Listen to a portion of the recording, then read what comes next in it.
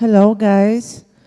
So right now we are opening the second day of the pitching session, which will include your presentations for your projects. Now I want for one participant from each project to come so you can choose your order. And with the orders, it will be the order of you showing your presentations. Okay? Yeah, you can first now row in a line. And I'll come with each of you. Okay, let's start.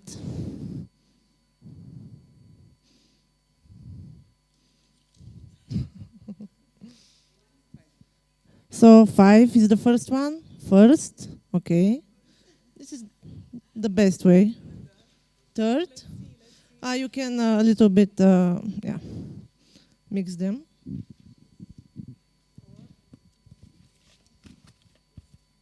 Okay.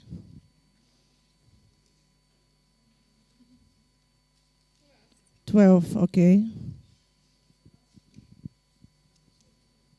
11. 8.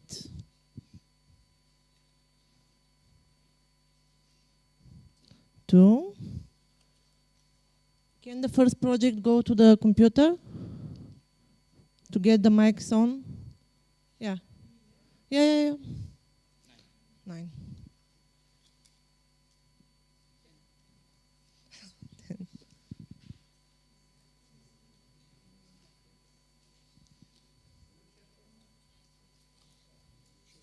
Sixth, and the last one will be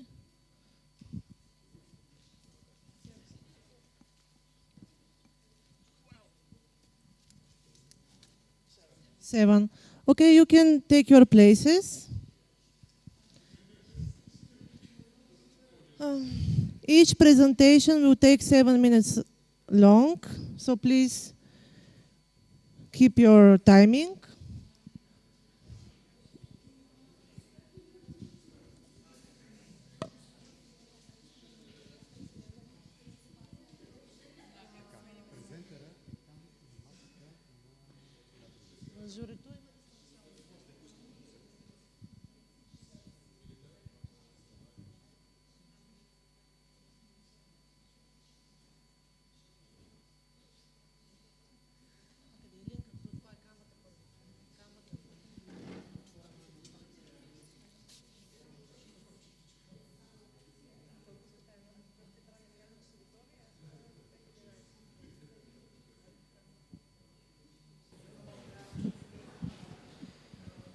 When you're ready, raise your hand.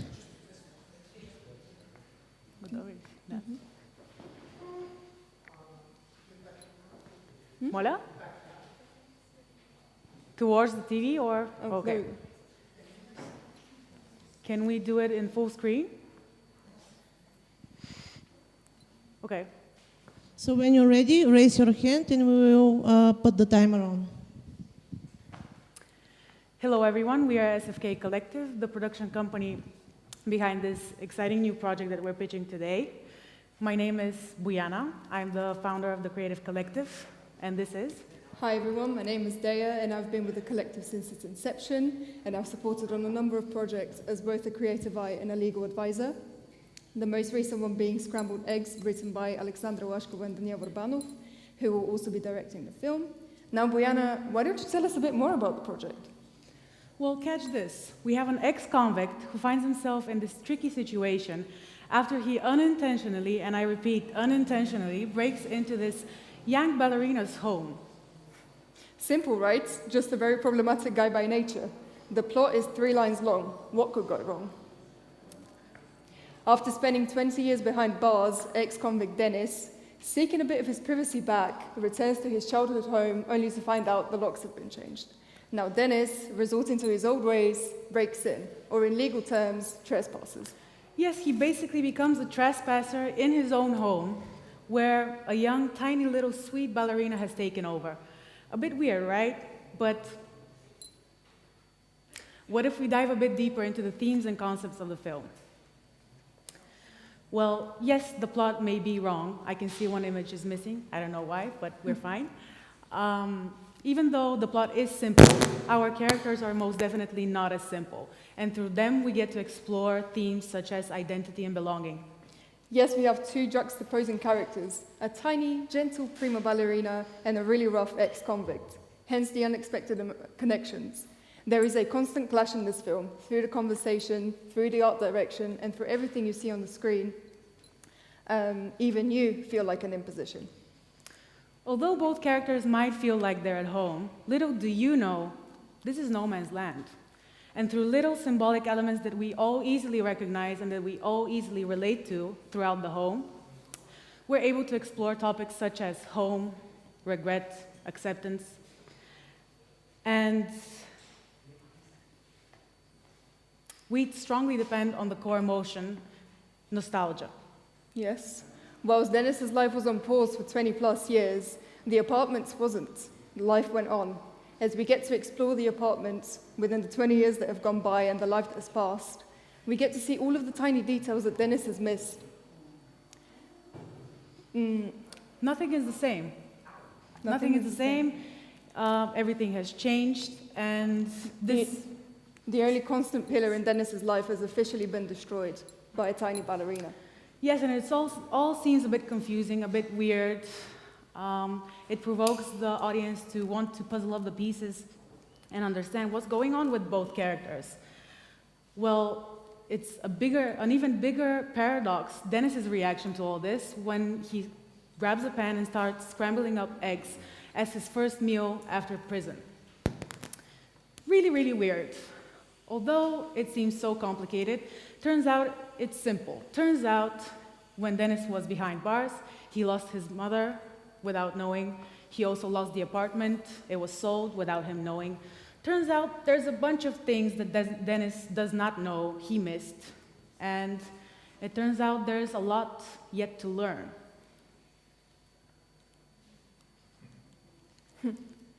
Okay, I don't know why it's not working. Now on to a lawyer's favorite, visual style cinematography. Can we switch the slide, please? Yes, thank you. Here to give you a short sneak peek will depend on strong color contrast and different visual techniques that'll help us convey the big difference of these two completely opposite characters. We'll make use of extreme close-ups, quirky framings, and different visual techniques inspired by films such as Buffalo 66, Pusher 2, and A Prophet. Oh. To take things to the next level, within the 20 minutes of screen time we've got together, we're making full use of the extra layer of filmmaking, sound design, and we split this into two parts, starting off with a really intense, chaotic outside world, transitioning into the really awkward, really quiet inside atmosphere of the apartment. Exactly. Now, we've spoken about the characters. Let's talk a bit about the cast. For our troubled ex-convict, the really rough, multi-layered bad boy Dennis, we've logged Zakhari Bakharov to play the role. A famous Bulgarian actor who's known for his role in Game of Thrones and the Bulgarian TV series Undercover. He's even signed a letter of intent, so it's kind of official. And as for the lady, we've locked War of the Letters star Alexandra Washkova, the perfect talent to encompass the array of emotions our ballerina is going to feel on screen, non-verbally. Now on to the most important question, why us? And even more importantly, who is us again? Well, we said it, we're SFK Collective, a creative collective driven by inspiring, uplifting, and supporting young talents in the film industry, in Bulgaria and beyond. Now, we've done this through a couple of projects already. Some of them you can see on this screen right here. And it's easy to say, Scrambled Eggs is up next. Why don't you join us on this journey? Help us make this film happen. Questions? Hey, first of all, thank you. Thank you very much. First of all, very slick presentation. You could present in front of Hollywood executives. Thank you, thank you. But now, of course, there's always a good and bad. The bad is, where's the director and why didn't you even mention him properly? We can talk about the director right now. He is a young talent. This is going to be his debut film. I thought it's more interesting to talk about the idea because we'll have time to discuss all the talents that are involved in this project. His name is Daniel Varbanov. He's an actor. He's been in roles in War of the Letters in Bulgaria. I don't know if you've heard of this TV series. And he's just starting off his career. And this is something that he wrote together with his partner, Alexandra Washkova, who's playing the role of the ballerina. Sorry, just to ask again, why is he not here? He's in England right now, so he wasn't able to join. Okay. And then last question from me. The budget seems very low. It's 7,700 euros. How do you want to manage that with such a project? First of all, I don't know where you've seen our budget. You mean our current budget? Yes, well, right now we have 5,000. I don't know if that was me. Wait, I hope it's not here. Okay. So right now we have 5,000 leva, which are personal funds. And with those, we've broken down into the pitch form that we sent you, how exactly we're going to make use of that money. And even if we stick with those 5,000, we still have a plan of how to make it work. But we have a breakdown of how to best make use of the budget that we hopefully win through this competition.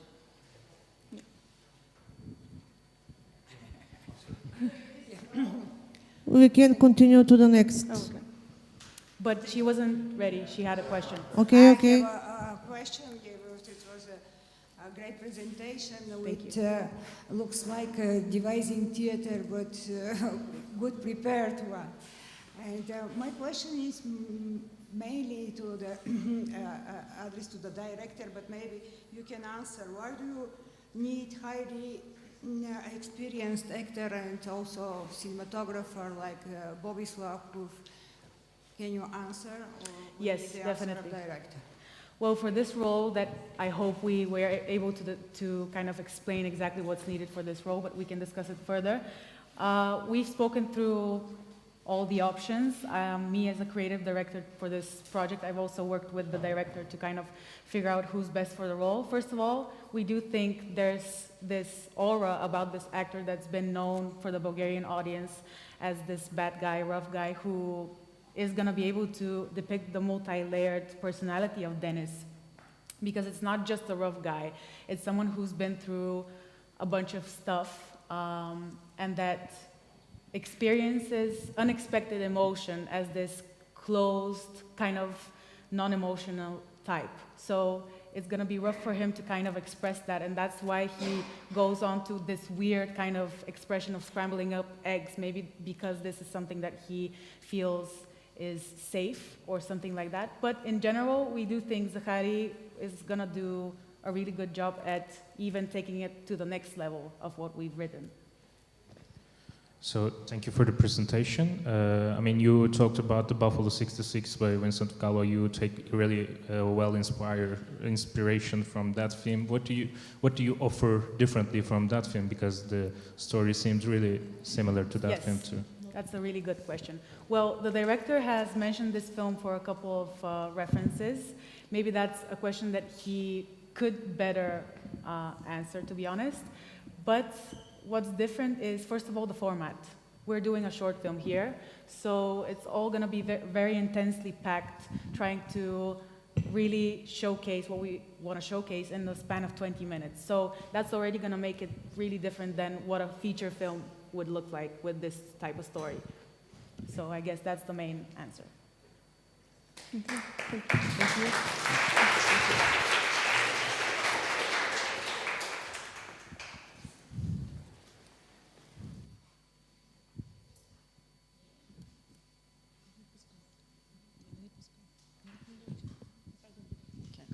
Okay, now we will move to the second participant with the project Freckles.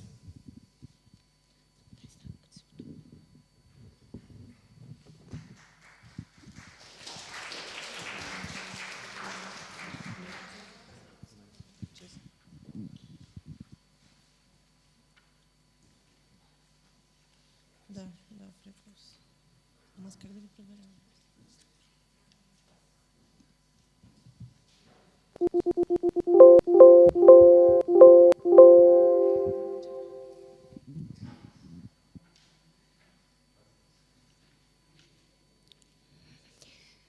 everybody. My name is Nevena Nikolova. I'm the screenwriter, the director, and one of the producers of the movie Freckles.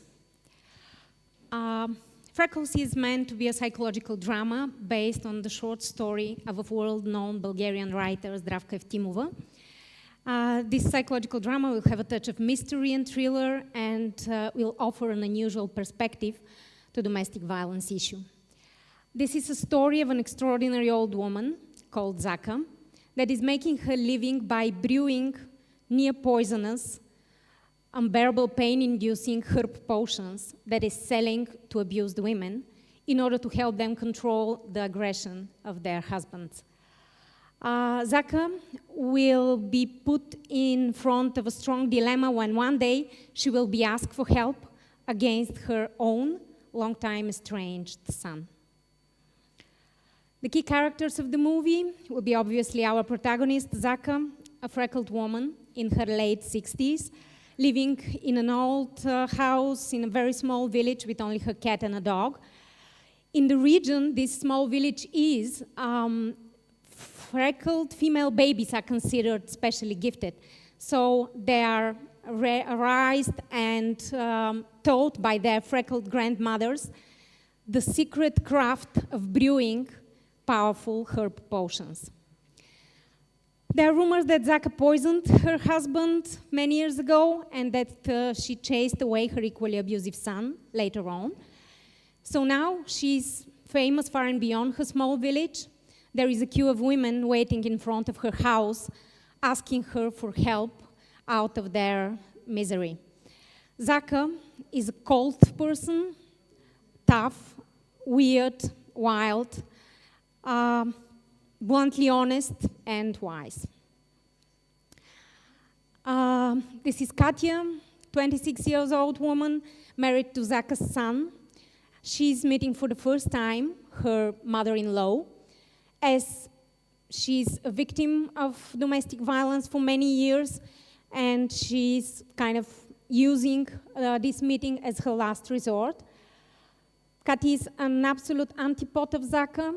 She's fragile, submissive, unsecured. She's thin like a dog's tail, says the author. And she speaks with quiet voice. She's here to receive an advice, to get some help and support, and hopefully a magic potion that will help her tame her monster of a husband.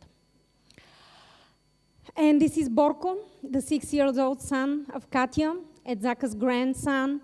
She's meeting for the first time. The child is emotionally neglected as his mother is struggling to put together her life, and she doesn't have the capacity to provide love and attention to her boy. The child is witnessing the domestic violence in the family and is deeply disturbed. And he is already showing the first signs of explosive disorder, and we will be able to see him perform a very cruel act during the movie. To help you feel a little bit the vibe of the film, I have recorded a short audio. Yes, can we play it, please? No, the previous, but press on the button, yes. Don't be afraid. It's not poison, it's pain. Put 1 teaspoon in your man's meal at dinner time and stir well. Best to do it on Wednesday. On Wednesdays the pain is at its strongest. I don't know why, but it is. It won't kill him, but it will make him bend over soft as a wire.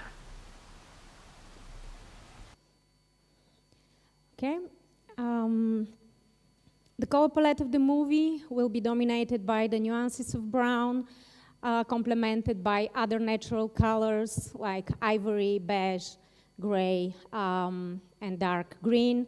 This is a little bit of the look and feel of the exterior of the house, and this is about interior. What we are going to target as an atmosphere is timelessness. This is a place somewhere between the life and the death. Initially, we thought that it will be more a female movie, but then we realized that this is a movie about like universal, eternal topics like love and death. So we expect that it will be appealing for audiences liking visually, captivating storytelling, suspenseful narratives, well-developed multidimensional characters, an audience that will appreciate the psychological complexity of the plot and also its multi-layered and disturbing aspects, as this is going to be a disturbing movie with some hope at the end.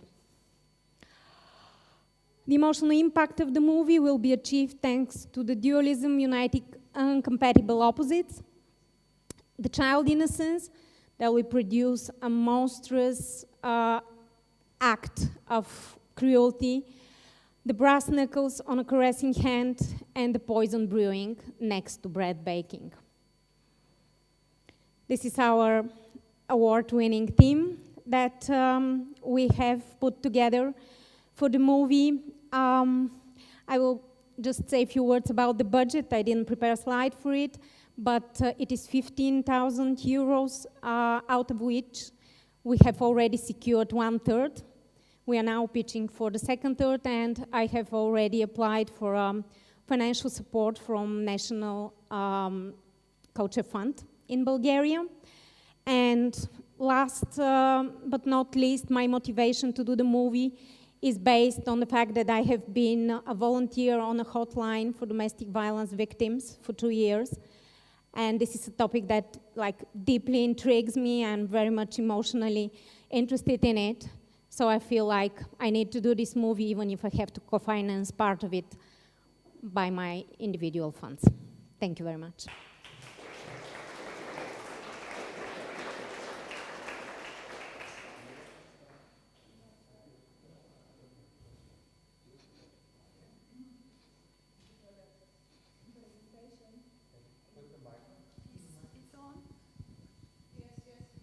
Now you can hear me.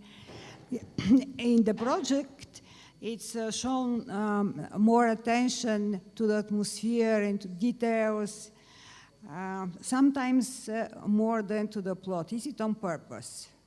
Also, we've seen this one in the mood book, lookbook. Yeah.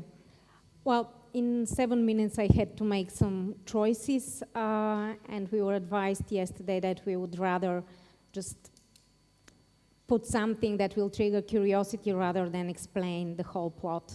So I just took this advance, good or bad, we will see. Yeah. Thank you.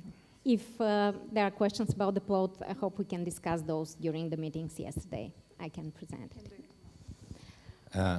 Another very good presentation, thank you. Is this the author of the book also, or is this a screenwriter? Yes, Zdravka Evtimova, she's a winner of American Prize for Literature.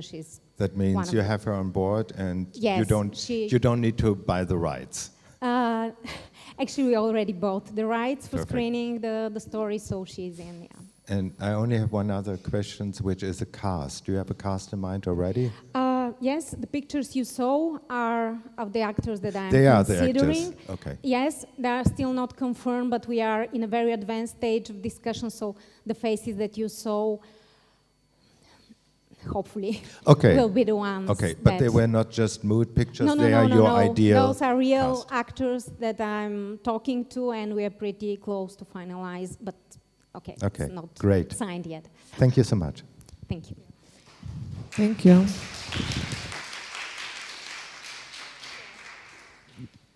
Now we will continue with the third project, which is called On the Road.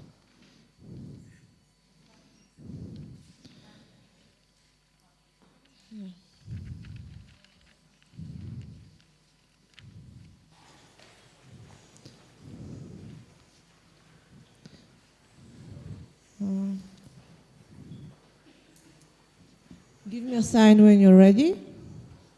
Okay.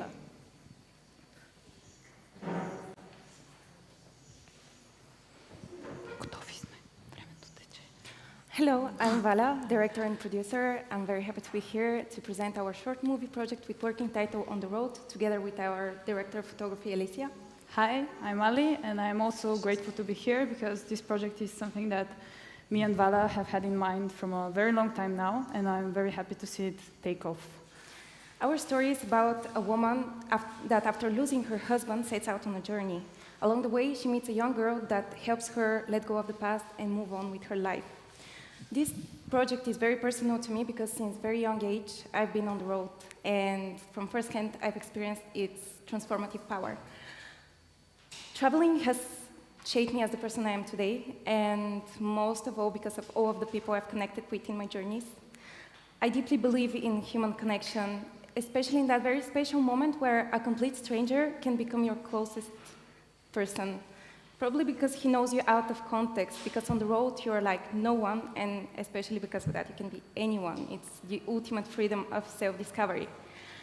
Through this movie, I want to praise the beauty of human connection, telling the story of two completely opposite characters that, despite their differences, find a way to each other. What's unique about the project is the way that it portrays two authentic female characters in depth. Another thing the project stands out with is the road movie genre, which is very rarely seen in Bulgarian cinema landscape. And last but not least, what will reflect to the audience, what will engage audiences is the universal human experiences such as pain, grief, and loss that are the main topics of the movie, and most of all, finding the power to overcome it. Artworks that have inspired us are movies like Scarecrow of Jerry Schatzberg and Nomadland of Chloe Zhao, and also a novel by the Bulgarian author Georgi Markov, which is called The Women of Warsaw. All of those artworks talk about two strangers that connect with each other. So as our main characters do. Miła is a complete introvert. She might even come across as quick-tempered if you intrude her peace. She loses her husband and makes the impulsive decision of selling out all of their possessions. She buys a camper van and sets out on a journey to trying to figure out how to continue her life without him. She's very lost, and she cannot process the loss of her husband. And then comes Leah, who's always been lost, and she loves it. She's been on the road ever since she graduated college. The only relationship she could preserve over the years is the one with her dog, her favorite travel buddy. She loves to drink beer, she loves to play the clarinet even though she cannot. And most of all, she loves her freedom. We think we found the perfect cast for those characters in the two well-known Bulgarian actresses, Svetlana Yancheva and Elena Telbis, who have already confirmed that they will star in the movie. And the main female characters in the movie Nomadland and in Wild have been inspiration for those characters. We also think we found the perfect locations for the shoot, which are very closely situated to Sofia.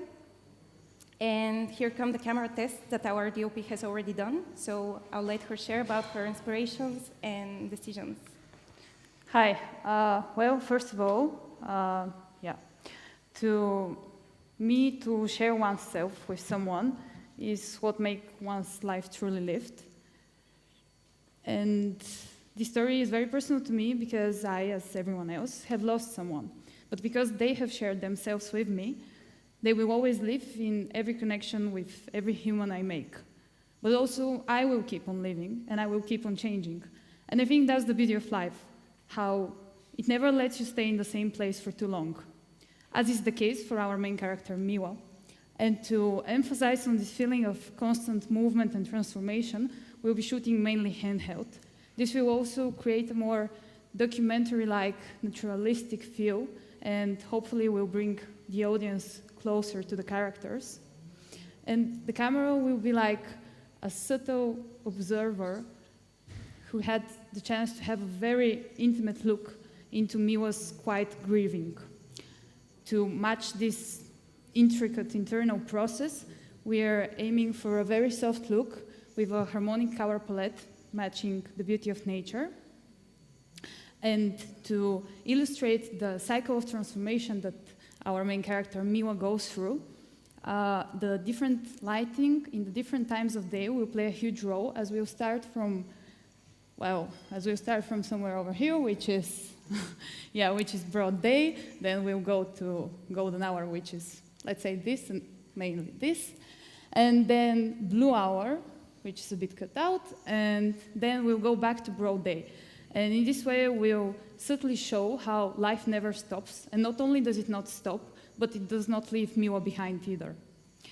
Composition-wise, in the first part of the movie, we'll be seeing our character positioned in the center of the frame, appearing small and all alone in front of the vastness of the big horizon beyond.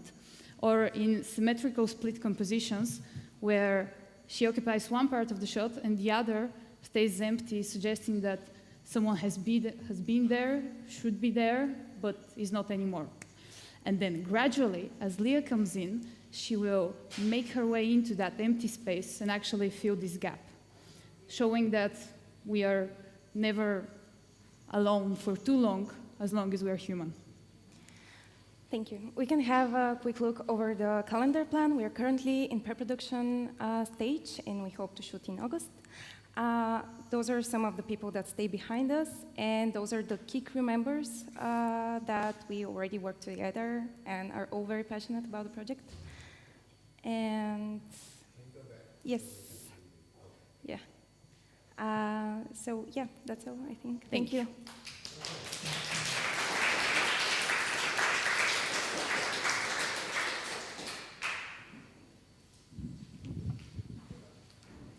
So in the project files we have, it says that the shooting was planned for the end of this month, but I think you changed that. In the, yes. Yeah, it's so you don't have any other supports right now, yeah?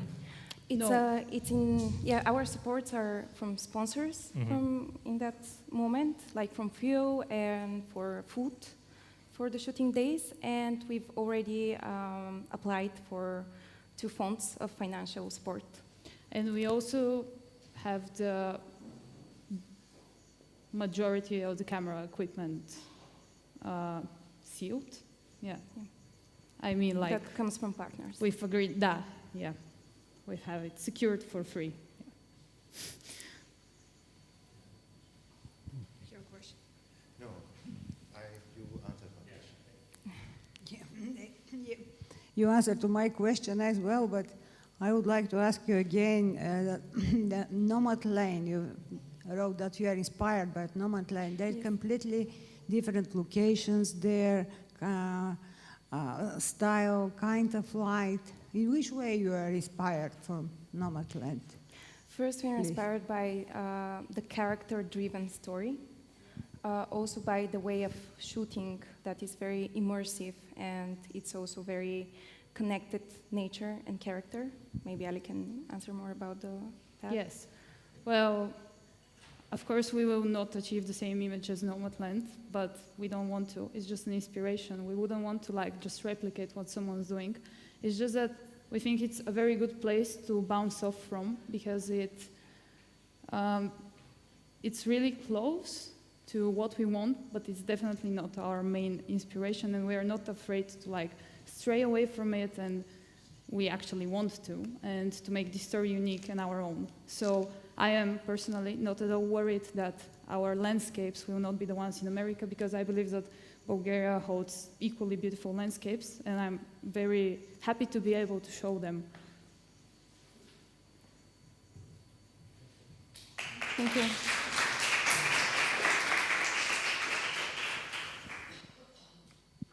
Thank you very much, girls. Now we will continue with the 4th project.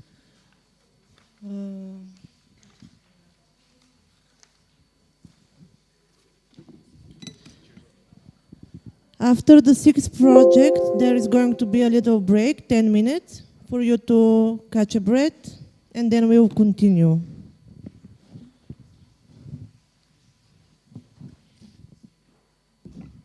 Okay, you can start. Proba? Проба 1, 2, 3. Проба. Чувам ли се? Добре. All right. Hello, my name is Sofia, and I am the producer of Creatures of the Night. And I'm Simona. I'm the writer and the director of Creatures of the Night. So, one day, Simona came to me, and she said, I have a story that, in its core, it's about the transformative power of compassion and courage, and about confronting one's own inner demons. So I said, that sounds great, but what is it about? It's actually a real story that happened to me during one of my photography road trips that I often take when I go around Bulgaria.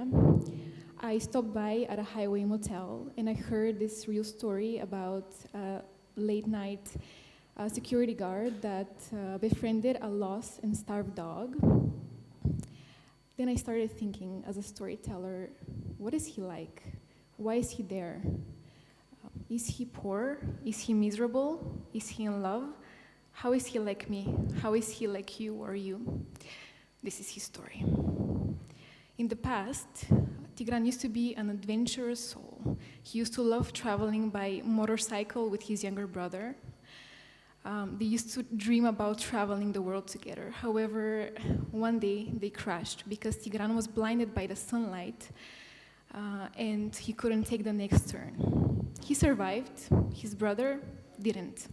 This is how Tigran became a creature of the night and the antagonist of his own story.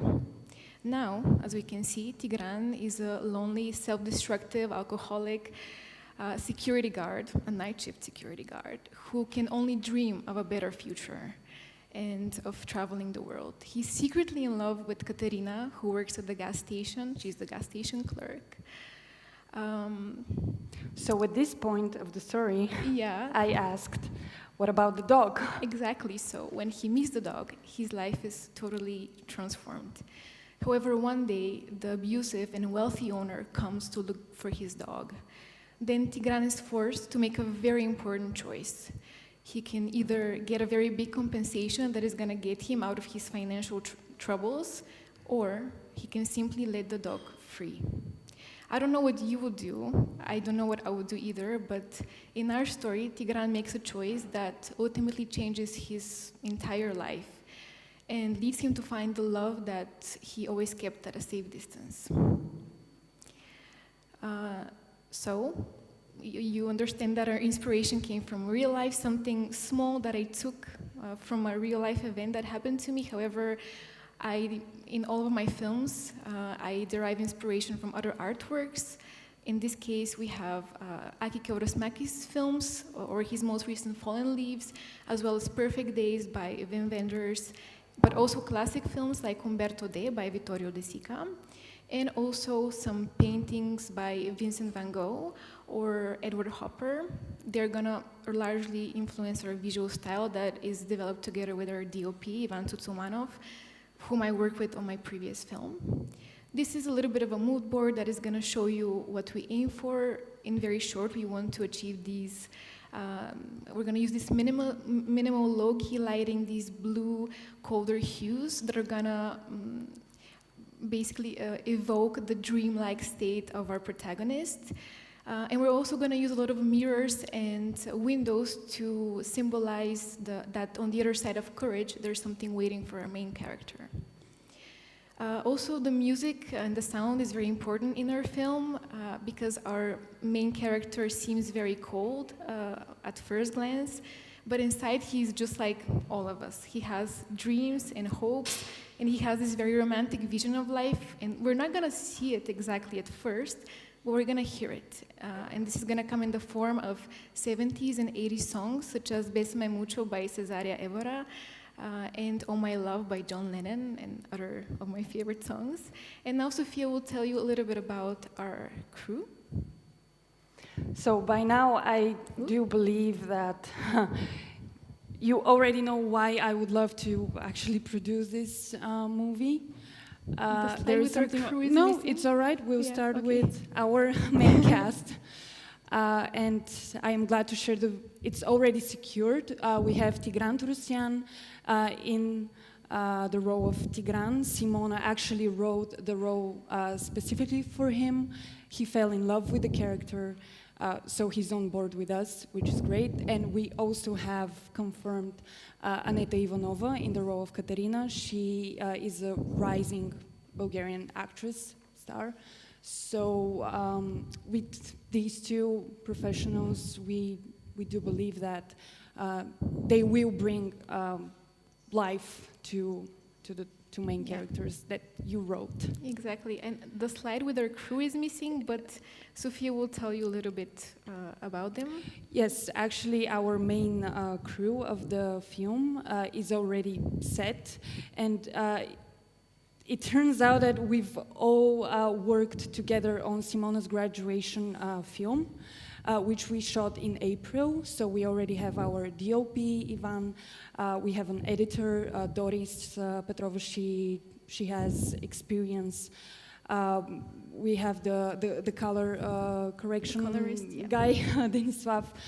So we are a team of young, aspiring people. We are not professionals with a lot of experience, but we are motivated that we can make this work. So if you please do the next slide. Yes, as for the target audience and distribution, I believe that the subject of the movie will resonate with large audiences from different backgrounds, different age, even from 18 to 60 plus. A lot of people can recognize themselves in Tigran, I believe, or in Katerina. And also animal welfare supporters, because this is also a very strong subject of the movie. As for the distribution, in the pitch deck, it says that we don't have any partners, but that's not true anymore. We are negotiating with Purple Rain, a leading film distribution company, because they did like the script. So probably they are going to support us. We've also secured some of the lighting, as for the technical part of the film. And we have 8 PM Studio. They're going to take care of the all the promotional activities of the film. So, yeah, I believe So basically, to wrap it up, this is our crew from my last film. And in conclusion, we really do believe that our creative vision is going to is going to produce a very meaningful and relatable piece of art, because we've all been creatures of the night at one point, right? And it's up to you to recognize the light. Thank you. So that was from us. Thank you. So thank you for the presentation. I have a really important question that I should be asking about this project, that you have a character that is a dog. So Yes. have you ever worked with animals before? Because it is so Yeah. hard. What is your approach on that? know, And yeah, it is so key to the story of your film. So what is your approach about that? Yeah, we actually, in my last film, I already had an animal that we had to work with, but it was a cat, and it was way more difficult to work with a cat than it is with a dog. I think if you have experience in shooting film, you know that. But we already are thinking about different solutions. It's actually really funny because our main actor, Tigran, he has a dog himself, and the dog actually, the way I imagined it when I wrote the script, has to really look like Tigran himself, to have blue eyes, just so that he can recognize his brother when he looks at the dog. And it turns out that he has a dog that looks exactly like him. So we'll maybe use his dog, but we're also already working on finding maybe a trained dog. So we have 2 options, and I think we'll make sure to make the right choice.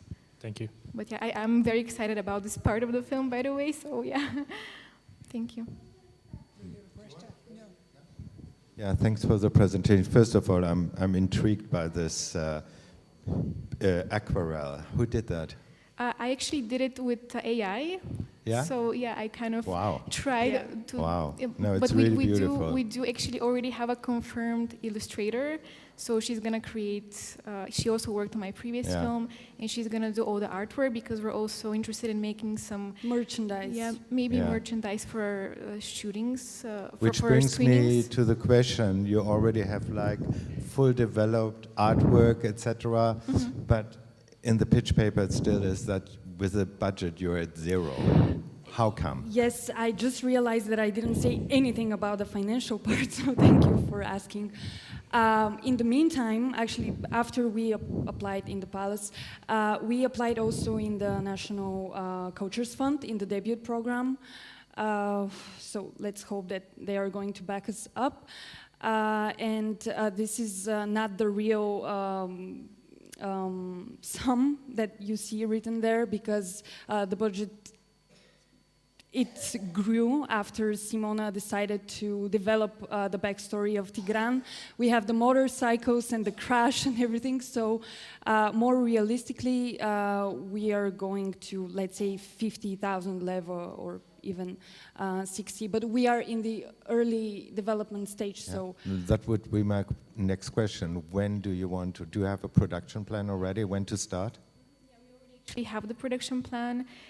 I wrote there that I really want to shoot this film this summer. However, when I had to apply for the National Cultural Fund, I created a very specific timeline, because if they finance us, they're going to finance us in November. So now I'm planning to shoot this in next summer. So we have plenty of time to prepare everything, and we have the entire timeline of everything planned out. So, yeah. The very last question is just an advice, because I work a lot with student films and short films, and there's always a problem with the music rights. And you have Cesaria Evario. I know she's with Universal, and I had the case where they recently asked for 10,000 euros. Really? Just Okay. for it. So you should have a backup plan already for the music. Yeah, we're going to talk to music author. But great music. Yes. Yeah. Thank you so much. Yeah. Thank you. Thank you very much.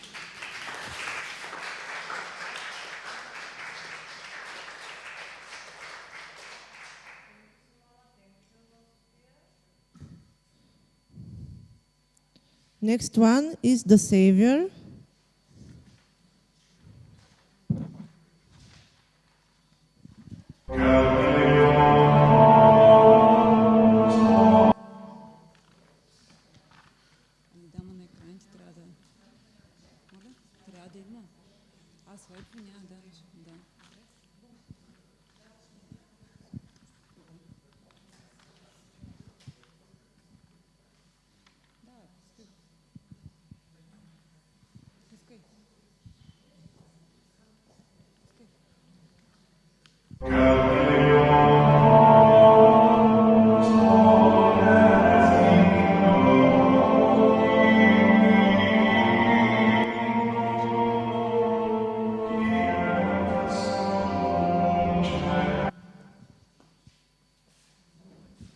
Hello, my name is Mina.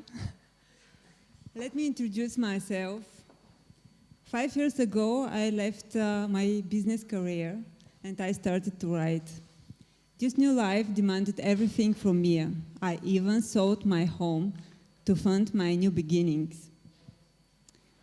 Along this way, I wrote 5 books, I made 1 theater performance, but the most important thing came to me this year when I found my true calling, the films. The first film I want to make, and for which I'm pitching now, is The Savior. The Savior is a movie for the future, for the artificial intelligence, for the spirit of the human and the robots. The message of the film is have no fear from the future. The main action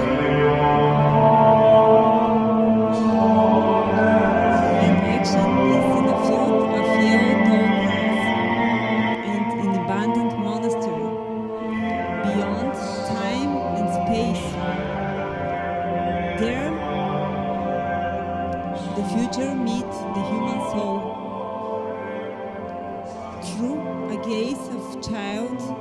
robot with newborn self-identity. Yes, these are my main characters. Two little boys with dusty pants and with suspenders and a humanoid robot who has broken the law. I'm determined to make this movie because it's a getaway for my new future and because I have the main ingredients, passion and the story.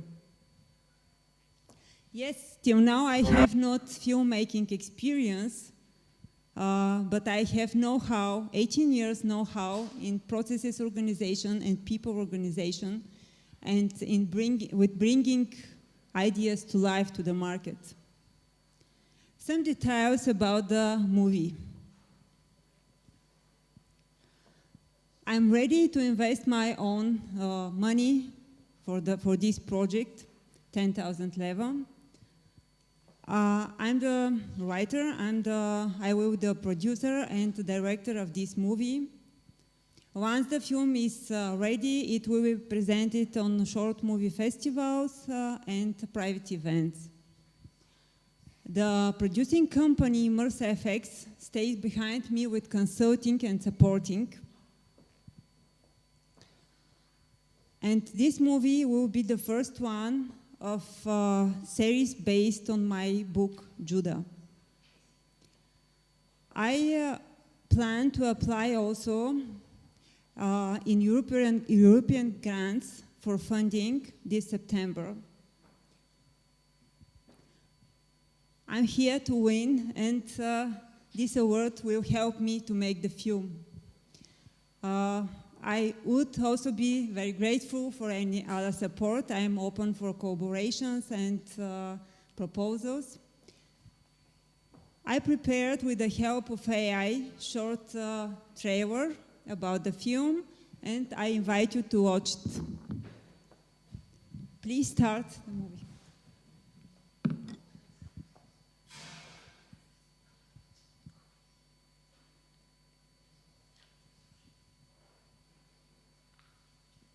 Excuse me for the pause.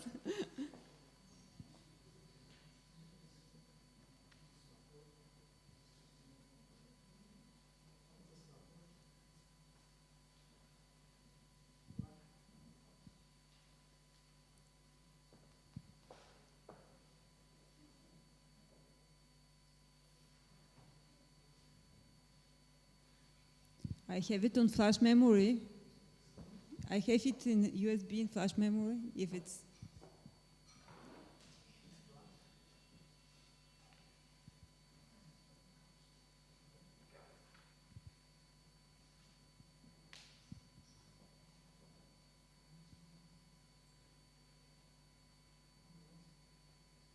One moment, sorry.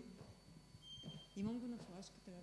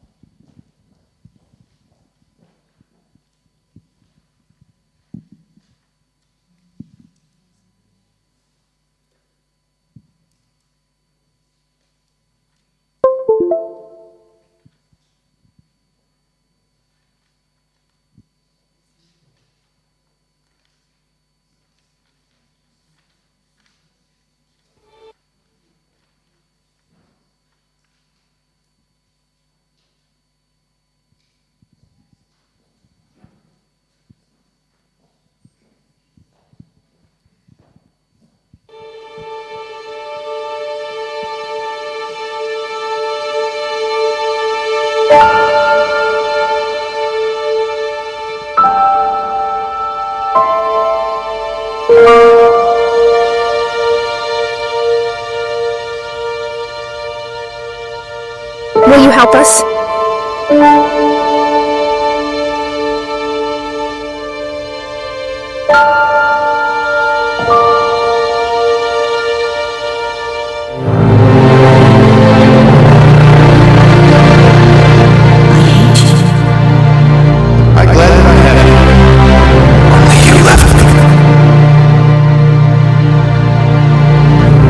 dangerous robot has escaped broken the first law of the robotics. Wish you could come with me. His behavior is illogical. It seems that he is preserving his memories. How will I know that I love you if I forget?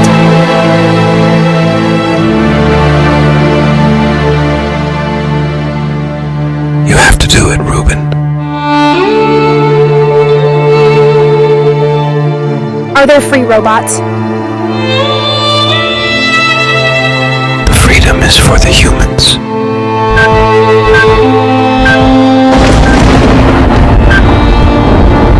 You are like us.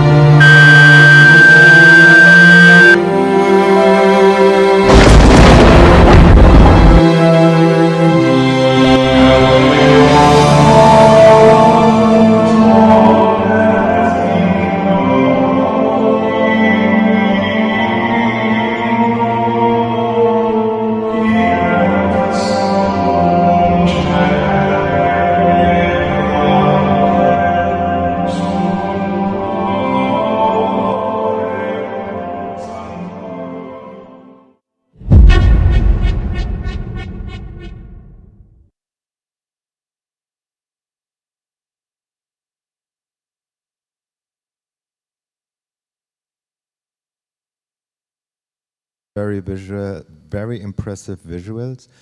One question, you said it's based on your own books, or book, Judah? Yes, the book is Judah. Yeah, is published, or did you? It's published already, yes. Yeah, okay. And I saw it will be, the duration is 30 minutes, so you are looking for a TV series to be the pilot for that, or? It will be up to 30 minutes. It's not clear. Yeah, but are you thinking, because you said this is based on the series of the Judah books, are you planning this as a pilot for a series? Yes, okay. it is so, yeah. Okay, thank you. Thank you, Mina, for the presentation. It's, can you tell us something more about how you think the fugitive could turn from to turn to the savior? It's anyway, it's a short film. That's something more about it. This turning from fugitive to savior. Yes. The humanoid robot has broken the first law of the robotics, and he escaped, and he meet occasionally these two child on a field with yellow grass, and on the end of the story, the robot saved one of the child. The lightning followed in the field, and the robot spread his arms over the child and saved the child. Thank you. All the people think that the robot is evil, but the robot is good and saved the child. That's why he turns from fugitive to savior. Thank you.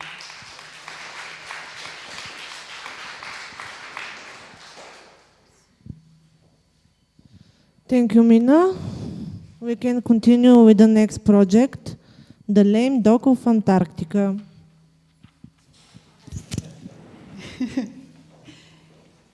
Hello, everyone. You can start. Okay. Hello, everyone. My name is Stefan Vojvodov. I'm the director, the artist, the carpenter, the driver, and everything needs to be done in that film, The Lame Dog from Antarctica. It's a story created for little viewers based on the big principles. This is Elaine Dekidis. She's the producer of the film, and she will talk later more about the film. Yeah. The main goal of that film is to make a film about the little viewers, to make a film that I want to show to my kids someday. A film about principles, film about courage, film about searching for new horizons, and the main goal is to make children creative and curious. When someone is curious, he's searching. When he's searching, he's finding. When he's fighting, when he finds something, he starts to appreciate it, start to understand it. And that's the main goal. I'm talking to, the film is about a story about Bulgarian polar expedition in the South Pole.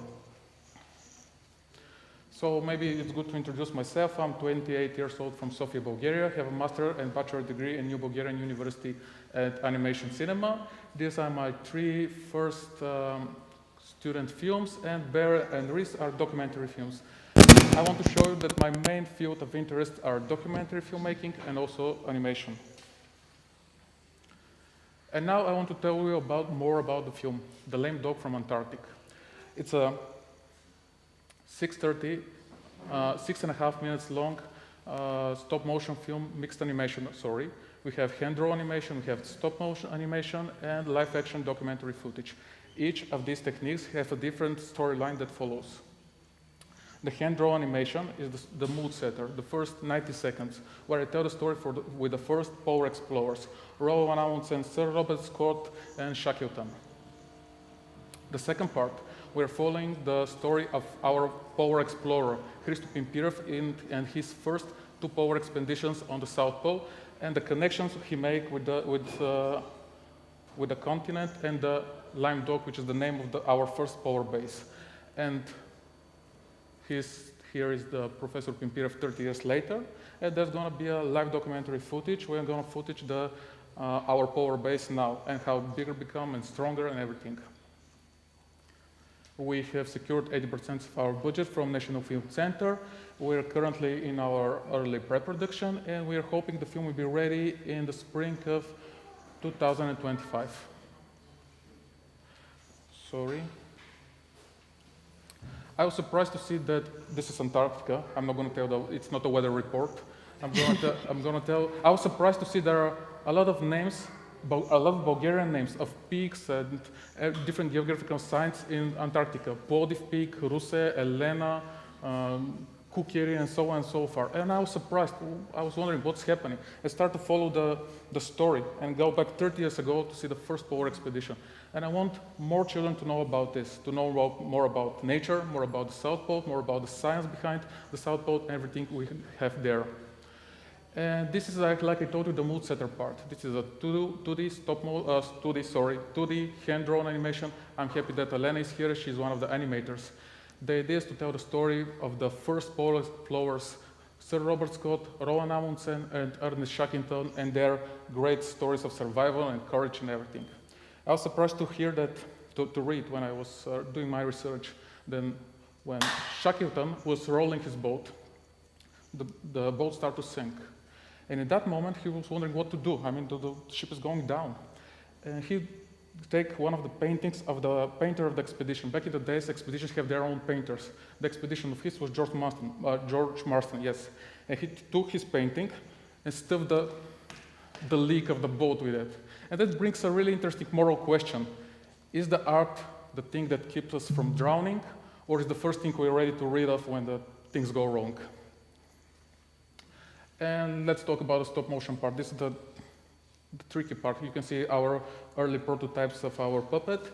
And this is our professor 30 years ago. He should be young, and the story of how this young man became one of the greatest explorers of his time.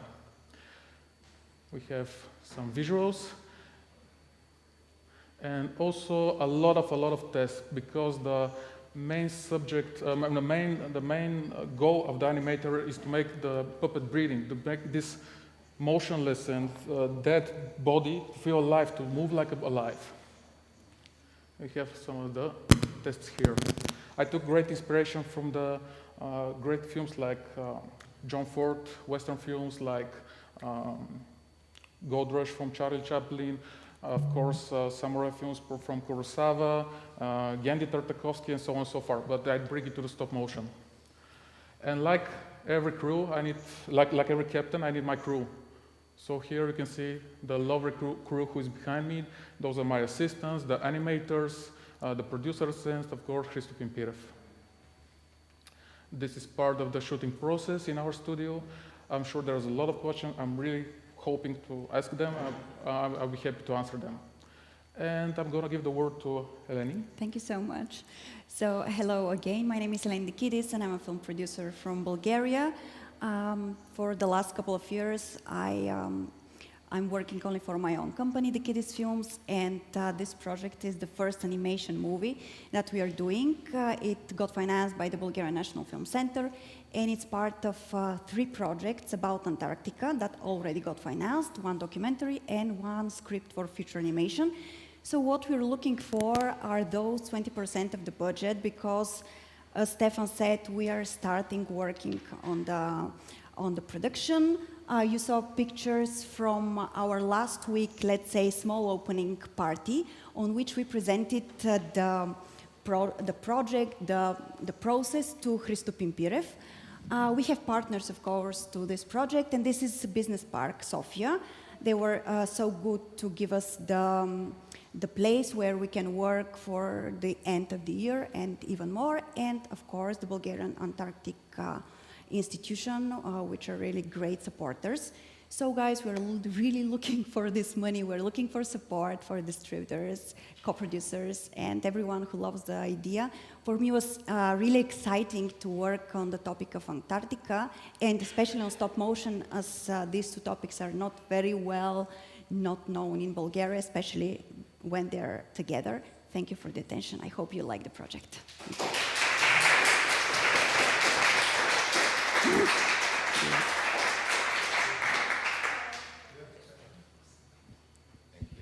Thanks for the presentation. Looks fantastic.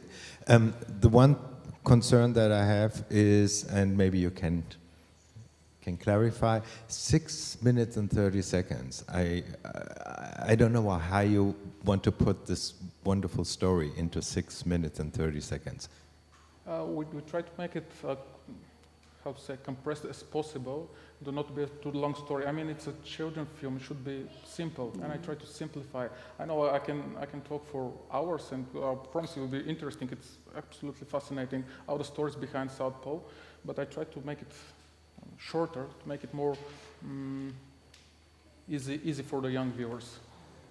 And do you already have like a festival strategy in mind? Because this is probably film for festivals. Yeah. Oh yeah, we're working on it. Yeah. We're also looking for Animarkt stop motion forum. Yeah, we're waiting the results. Autumn. Yeah. This is a dedicated stop motion forum, and we're looking for distribution, definitely distribution. It's not a local story. I have to say that it's not just a local story that it's only for Bulgarian viewers. I mean, I want to reach as much kids as possible. Yeah. Thank you. Sorry, I have a question. I would like to learn your approach about the hybrid animation techniques. What was the main reason about your choosing different animation techniques for different subjects? Yeah, great question. I want to separate the different storylines, and as an animating teacher, I know that every animating technique got a different dramaturgy. Dramaturgy. Dramaturgy. So it's easy to differentiate. Yeah. And every different technique got a different beauty, and I want to show that to the kids, because the stop motion is a lovely technique, but also the hand draw animation is also a lovely technique with different feeling for the animation. And with the 2D animation, I want to make this feel like pioneers of the explorers of the South Pole, and I think that 2D animation is working good with that. To make it more nostalgic, maybe, or I'm not sure. Yeah. Thank you. Thank you.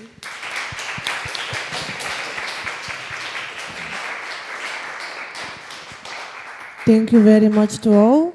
Now I am announcing 10-minute break to catch some breath. Please be back at 11:20. 4:20.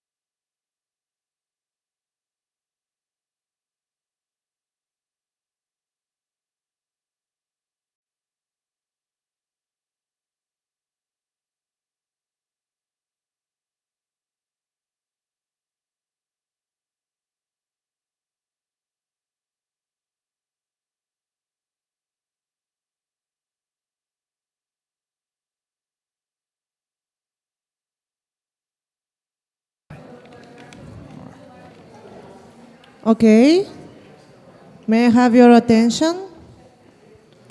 We are continuing with the second part of the pitch, with the project Chimney Sweep.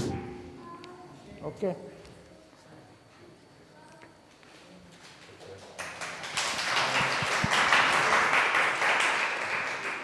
Hello, everyone. Do you hear me? Okay. Let me introduce myself and my assistant, Andy. It's called Andy. So I am the producer, director, writer, and design of this project. So I work in animation from 40 years, and I made more of 100 films, like a director, producer, and everything else. So now we introduce here a chimney sweeper project, which is long 8 minutes, you know. And this is the sketch with synopsis, characters, backgrounds, animatic test scene, and budget. In the beginning, I will give the word of my assistant Andy to tell you what is this project mean. Okay. So, hello everyone. According to belief, the chimney sweep is a symbol of happiness. Everyone strives to touch it and to get a piece of that. Everyone runs after happiness and relies on their luck, but who bestows luck on people, in this case the chimney sweep, is really happy. Oftentimes people are ungrateful and are only focused on own needs without concerns of the fate of their surrounding. So the action takes place in several episodes.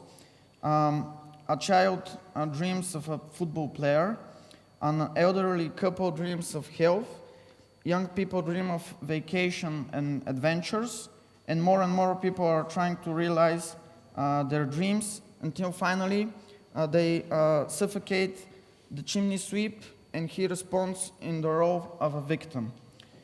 Even the doctors who come with the ambulance take advantage and disappear.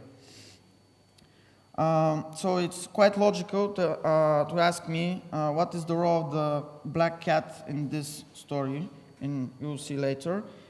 She is the symbol of misfortune and the antagonist in the film. But in this case, she only observes the action, and only in the end turns out to be the only creature who is interested in the fate of the chimney sweep. Finally, the point is that the good and evil go hand in hand and are an inseparable part of the human life. So, now I will show you some of the characters, animation characters. First one, this is the chimney sweep. Next one is the black cat. It is this character who took my colleague. Now this is the people who live in this city who try to touch them for happiness. This is the line of characters. You know, in animation, it is a practice to show every one of characters, who is longer, who is short, and like something like that. And here is the background, the first one. You see that everything will be in graphic techniques. When this one and this one also, the graphic techniques will be changed when they receive their happiness. There will be in color. Last time I thinking, did I make these episodes when they relax, they have their choice to be in live action. but not designed yet. Is it possible if my budget will make it? We're gonna do that. The next one is also. And now here is animatic, but the animatic is long 8 minutes, and I have no time to show you. And this case, I will show you a short scene to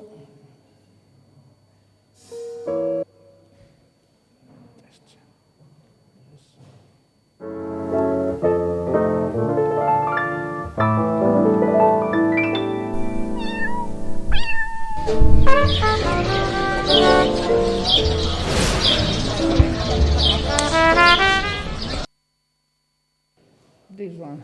It's short. Okay. So I will talk about it finally. I would like to tell you something about music. I prefer jazz musician, and all the project will be with this music. I hope so.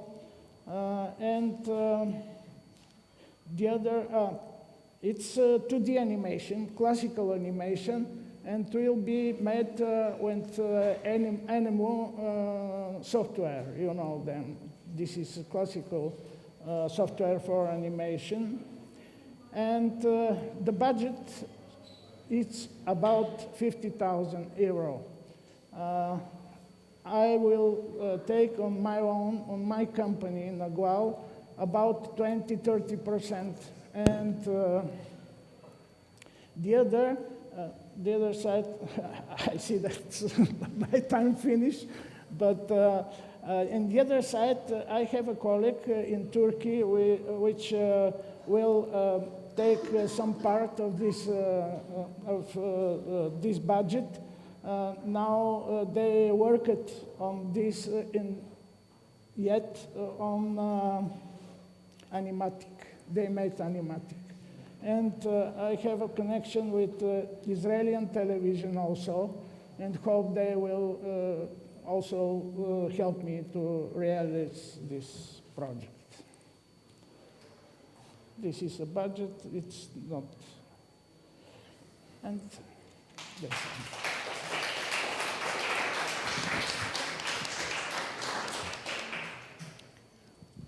Thank you for presentation. It's animatic is very professional and made with a good taste.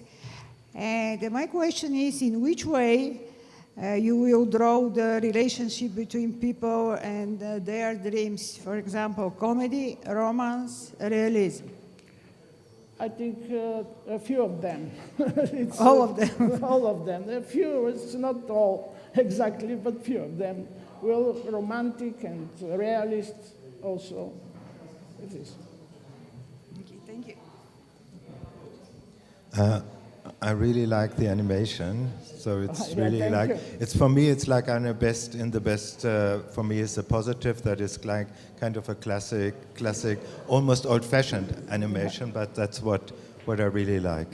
Yeah. Thank you very much. Thank you. Thank you. I have one more question. You mentioned about Turkey, and I'm from Turkey. Can you explain I a know little that bit? you're from Turkey. I work with Turkey 20 years. Yet, and we made so much series and feature films also. There are locations in Ankara, and the producer's name is Emrah Zonmesh. Maybe you know you. I don't.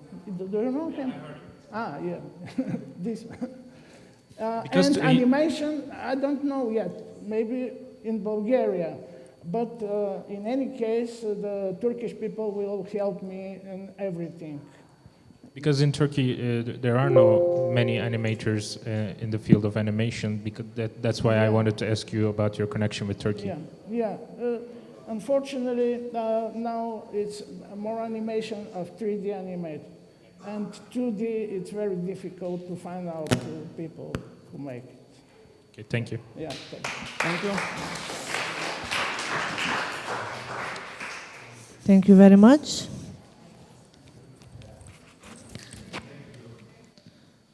Next would be not to be.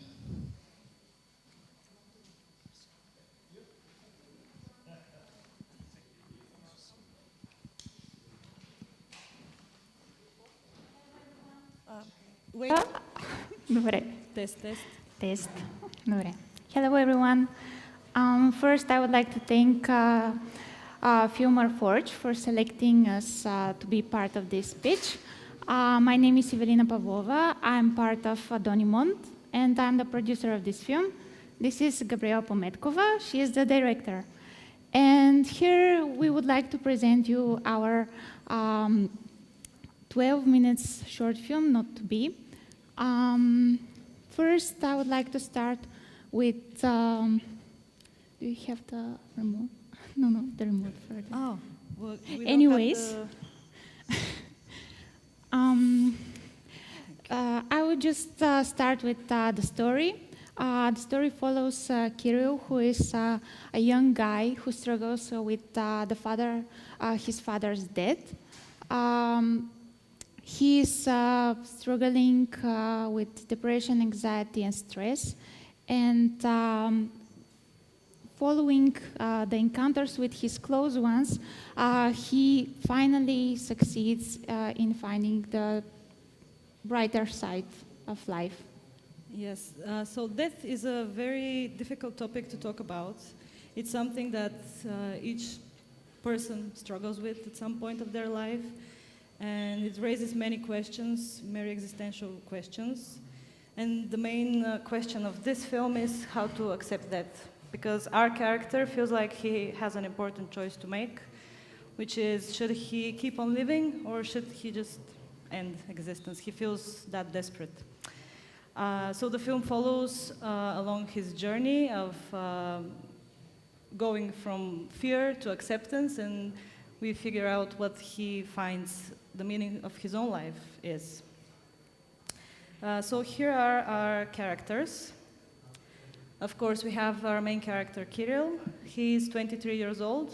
He is an introvert, likes quiet activities, likes nature. He has a small tortoise that he takes care of.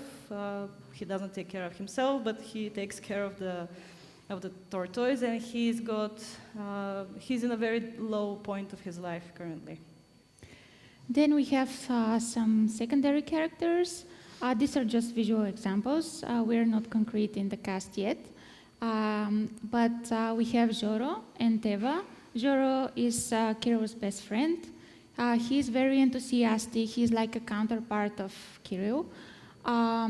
He's witty, fun, a little bit naive, but he finds joy and wisdom everywhere in his surroundings. Also, we have Eva. She's Kirill's girlfriend of 3 years. She's a personification of the good things in life: love, light, softness, calmness. She's the one who can drag him out of the sadness, let's say. Not necessarily only she, but she's the light of his day, if we can sum it up. Yes, and even though the main conflict in the film is within Kirill's own mind, the struggles, the fear, we have a character here that embodies that. He personifies the demons that chase Kirill. And Stoyan, he's a potter. He's worked with ceramics for many years. But due to some circumstances in his own life, he's now struggling as well. He's struggling with some issues such as alcoholism. And he, alongside Kirill, goes on a transformation throughout the film. We have a few occasions. It's a short film, so there are not too many. But interiors and exteriors, it will be shot in Sofia and in Vitosha. Also, crucial is to have the forest scene around Sofia, because we have the pivotal moment of the scenario happening there. We also have the rainfall, and we really want to have it there. It's going to be beautiful.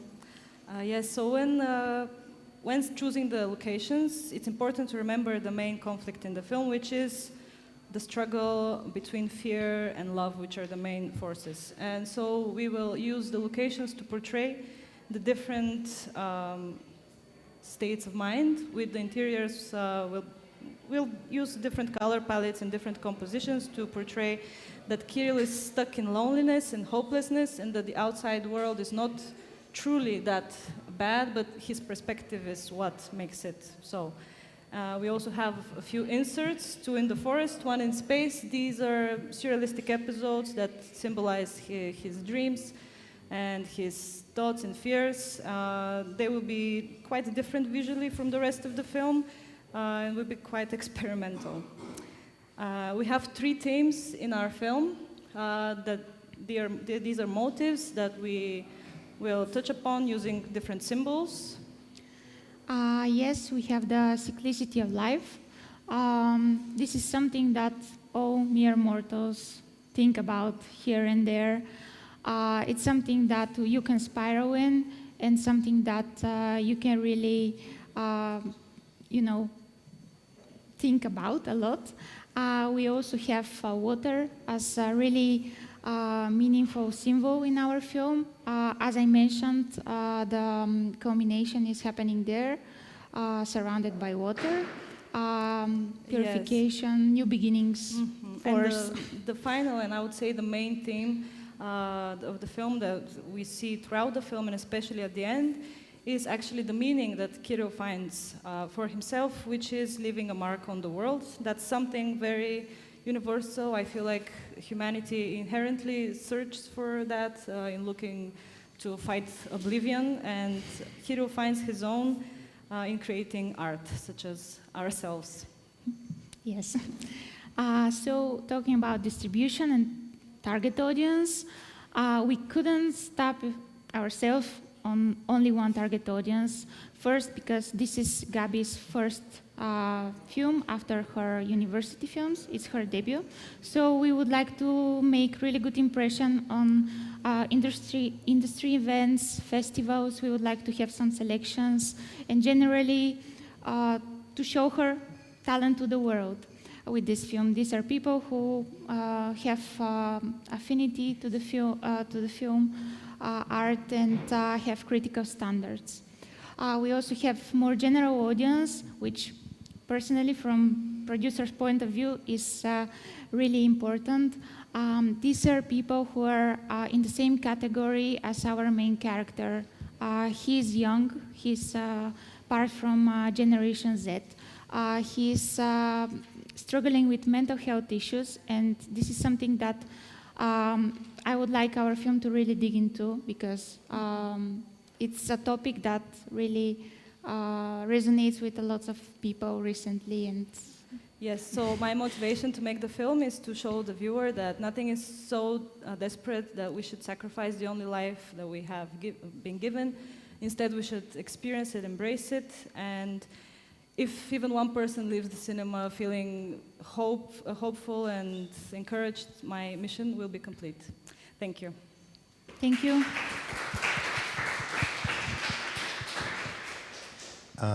Can you tell me a little bit about the budget?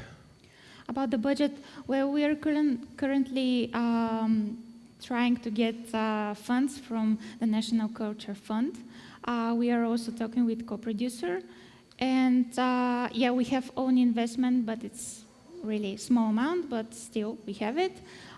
We are thinking about sponsors in one of the scenes. We're there, I don't know, did you read the script, but we're there eating ice cream. We're talking with some sponsors. And yeah, that's it. And when are you planning to film? Because your budget is very low, so you just have to wait for the money. Yeah, we are planning to do it this autumn, but it really depends on the results and when we get the grant. Thank you for presentation. Gabriela, please tell us, do you have negative or positive end of Kirill's dilemma, please? We are viewers here. Do I have negative and positive? Of end of Kirill's dilemma. Oh, it's a positive one. Myself as a creator and the writer, actually, of the story, Lubomir, he's based it off his own experiences, and we really connected through his view on art and life, and how art brings meaning to his life, and the connection with the world outside. So Kirill finds this for himself. His father's death throws him into despair, and he lacks, beliefs, but he finds them. So I would say it's a positive end. Thank you. Thank you.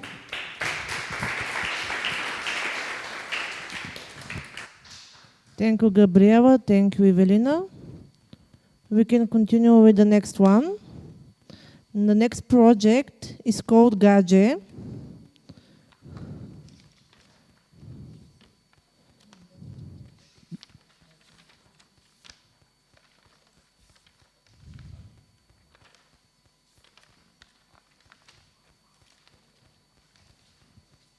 Hello. Hello, everyone. Thank you for being here. We would like to present to you the project Gadget. Gadget is a co-production of Belgium and Bulgaria. I am representative of the Bulgarian part of the production. My name is Nevena Semova, and next to me is George Vanev, the writer and director of the project. So I hand over to him immediately. Yeah. So Gadget means stranger in the Roma language. It also means boyfriend or girlfriend in Bulgarian. And that's the core of our story. Picture this. You're in Bulgaria, summer of 2007. There's a big heat wave. Nicky is a young boy. He lives in Belgium, but he's on holidays with his family. And Nicky is starting college in a few weeks. He doesn't really know what he wants to do with his life. But one thing he knows is that he is in love with Nade. Now, Nade, she's a Roma girl, and she has big dreams. Like, she wants to work in the high fashion industry in New York. She wants to make it, And Nicky and Nade, they have a plan. They want to go to Sofia, see the big mall that just opened. But Nicky learns that in 3 days' time, he'll have to go back to Brussels. So in 3 days' time, summer will end. So Nicky and Nade try to spend as much time as they can together in the Bulgarian countryside, searching for water, hiding under the shade of the trees. But every time Nicky goes home, he has a problem because the Roma community faces segregation, and his family isn't too happy about the relationship. So he doesn't dare to tell them, should I stop seeing this girl because it's seen as shameful? Should I tell her that? What should I do? And so after a big argument with his family, he leaves and abandons Nade because somehow he understands that, in this way he understands that maybe what our differences in society is maybe what tears us apart in love. And I wanted to talk about heartbreak, for sure, but I also wanted to talk about what it is to be a stranger in your own country.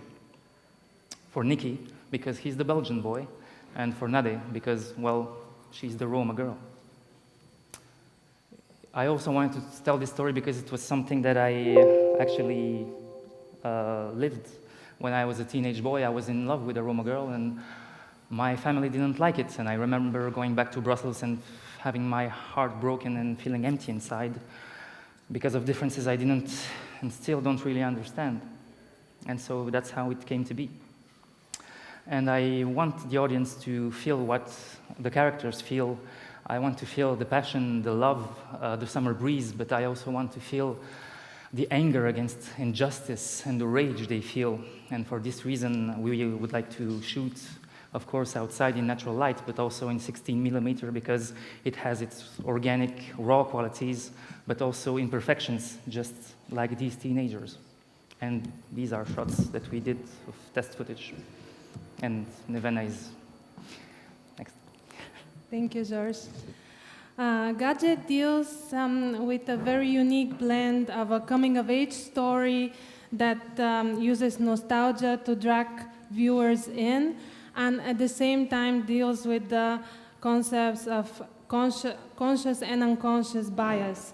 as Nikki at first is very much in love, but soon makes the logical or easy decision to go back to his settled life in Belgium.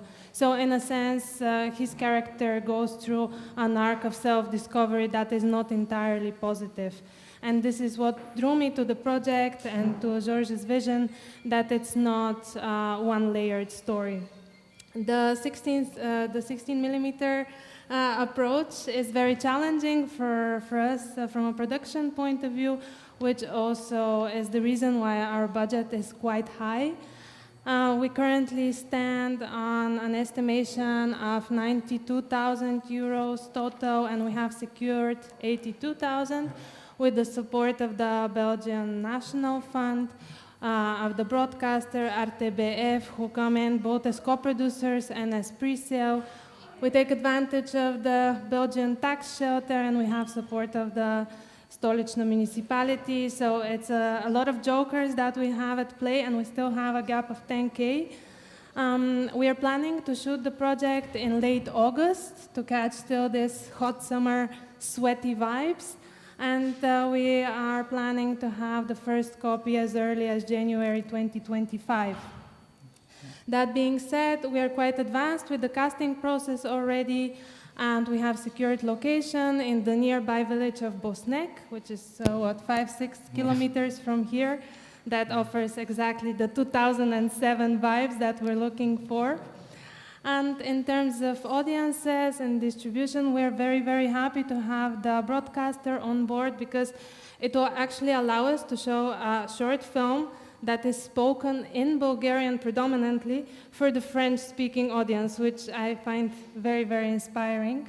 And next to that, we're also hoping for a good festival run with Berlinale Generation as our main target premiere festival, and of course the big national festivals like in the Palace for the future festival run. And we are happy to answer any questions that you might have. Thank you so much for your attention.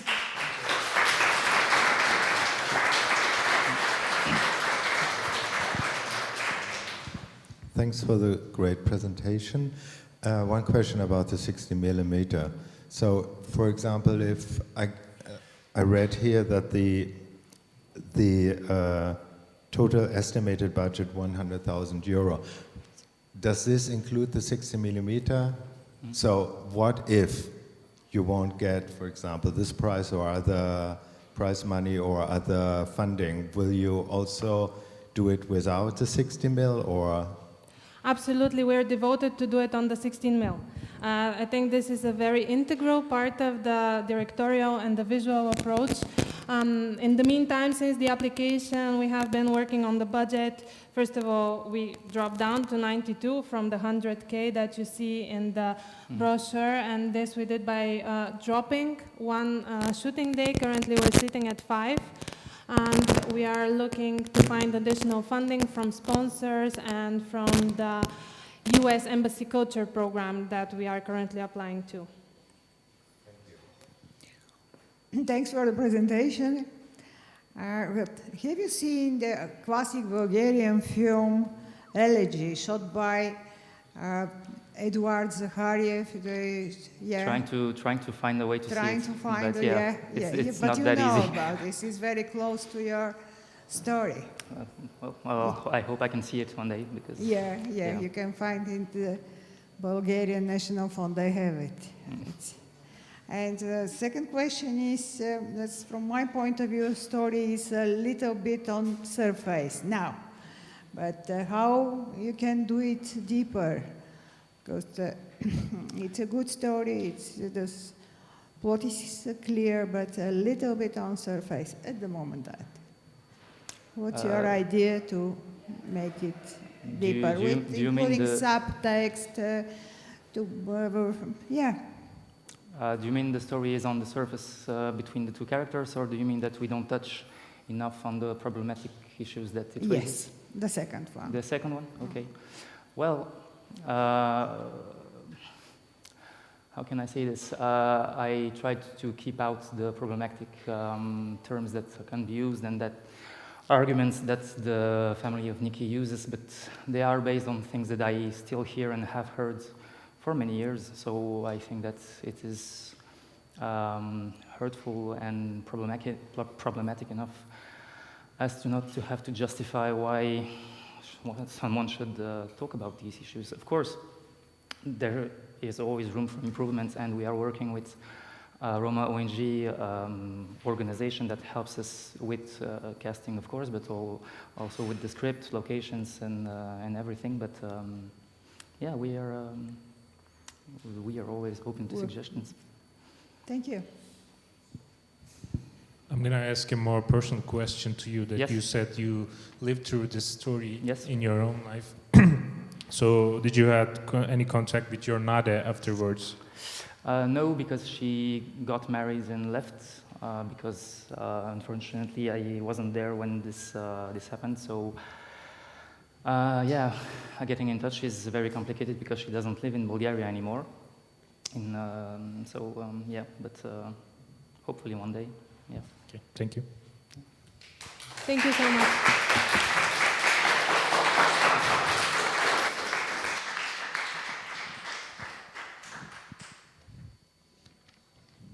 Thank you for your work. The next presentation is Pig Fight.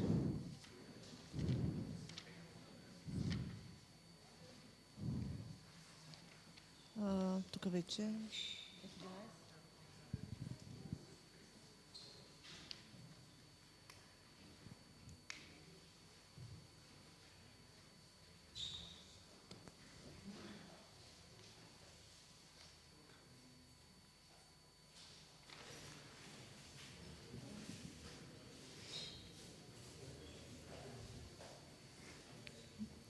Hi everyone, we're very pleased to present to you today the project for a short fiction film, Pig Fight. My name is Ralica Gulemanova and I'm the producer of the project, and this is Watina Teneva, who is director and writer, and she'll tell you all about it. Hello, I wanted to start with some questions. So, have you ever fought with a pig? No? Okay, so next one. Have you ever fought with yourself? Yeah? Okay. Good. And who won? So the story I'm about to tell you is based on a memory which a friend shared with me a few years ago. And this was the first time when I encountered self-punishment within myself and with people who are close to me. So the story is also very personal for me. Pig Fight follows a struggle of a young man with self-aggression in all its forms, physical, verbal, in terms of self-sabotaging habits. And the film starts in reality. The man is on a sunny farm, and he receives the task to retrieve an escaped pig from a pig pen. And as he approaches the pig, suddenly the reality clashes and we enter the world of the absurd.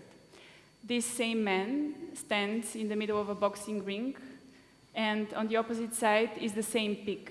But the pig now is furious and it wants to destroy the man. And we follow, so what happens on the ring shows the inner world, the inner fight of the man. We follow the uneven battle between the man and the pig, where we also see the other characters who appear in the film. And at the peak of his desperation and of his exhaustion, the man starts screaming. And this is when the world of the absurd breaks, and this is when the fight stops. So basically, our main characters are a man in his early 30s who has been living on autopilot for quite some time. And he is unhappy with himself and with his life, and he perceives himself as unworthy, as stupid, as good for nothing, and his only way of dealing with this is by punishing himself in all ways possible. We also have the pig, which is very angry on the ring, It sees the man as one weak man, as one unworthy man who needs to be punished. The pig is the embodiment of physical aggression towards oneself. We also have two sports commentators who in the beginning of the film are just regular sports commentators. This is just the next boxing match for them. They like to joke around. But shortly after the fight starts, they turn into what they really are. Commentator one is the one who likes to mock, to humiliate, to ridicule. He is the expression of verbal self-aggression. And commentator two is the one who represents self-sabotaging habits. He is the alcohol addiction, the insomnia, and the restlessness. So the film can be divided into two parts, visually and in terms of meaning. One part is around the pig pen. So this is where our reality is. It creates the framework of the film.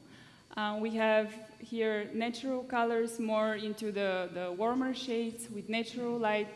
And in terms of sound, the environment is going to be simple and calm, things which are connected to village life.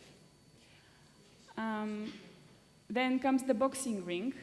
The boxing ring is the exact opposite. It's loud, it's vibrant, the colors are more saturated, the light is more active. There we are going to rely on fast cuts between what is happening on the ring and the sports commentator's table. And the boxing ring with its style, tends to create feelings of anxiety and tension in the viewer in order to replicate what happens inside of our protagonist's mind. And creatively, so far, my work has been focused on the more shadow parts of the human psyche. So I'm interested in shame and fear and anxiety and feelings of insecurity. But I'm more interested actually in the way that light and humor can find their way in this darkness. So this is what this film aims to do. And I think that nowadays, more than ever, our society needs art in order to find a way to observe those difficult parts within ourselves and to learn how to handle them with care. And yeah, a few words on the production side. After the success of her debut feature documentary, A Provincial Hospital, which won the Ecumenical Award at the Karlo Vivari in 2022, and actually the best documentary award in Bulgaria this year, Zvati is entering boldly the area of fiction. We are aiming to secure national funding from the Bulgarian National Film Center for a grant for short film production, and we are already assembling a team. My company, Smarty Pants Shooter, is standing behind the project, and we are the producers of No Place for You in Our Town. It's actually the film about the city that you're in. We believe that because of the topics of the film, which are quite universal, and mental health is on the agenda at all times, we believe this project is really suited for an international co-production, so we're looking for partners in this area. Thank you. Thank you.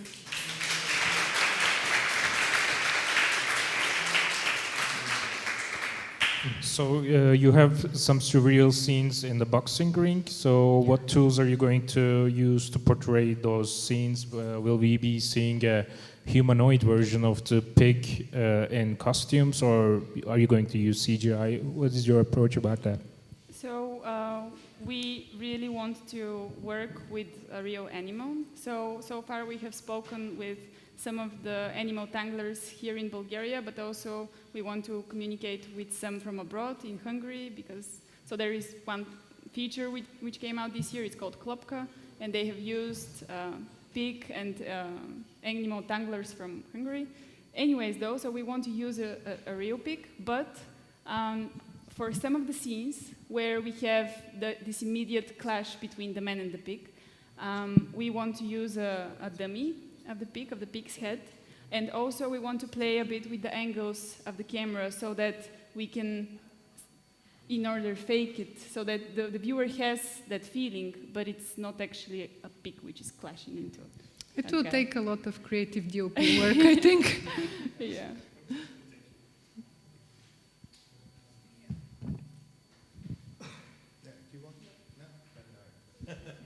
Thanks for the presentation. I'm a little bit confused. Which kind of genre do you? Is it experimental, or is it mix of experimental narrative? Is there a lot of dialogue in it, or are you more working with the visuals?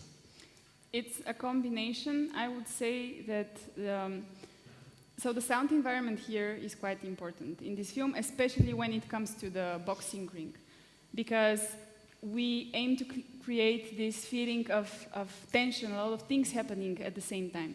So we're going to have the commentators who are gradually going from just joking around and this is the next match to really being mean to and abusive in a verbal way to the man who is our main protagonist.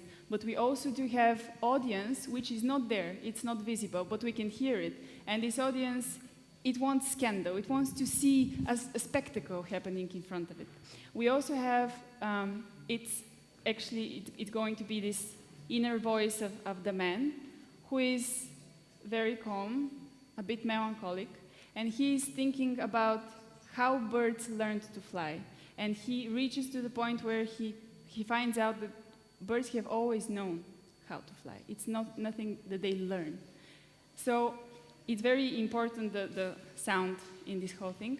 And it is a mixture of absurd and grotesque and comedy. This is really important because the topic is difficult, and I think that without the comedy part, it's just going to be... So you want people also to laugh? Yes, yeah, I hope so.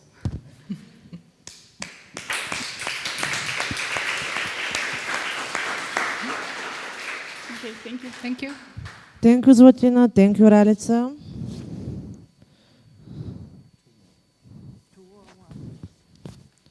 Now we're going to see.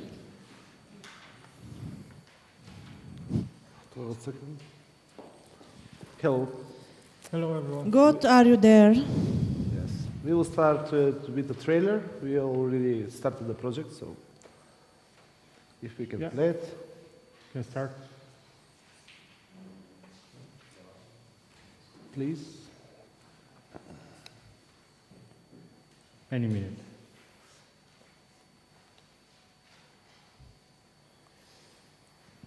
Yeah, the project is called God, Are You There? And it's already started, the production. Yeah, and here is the trailer.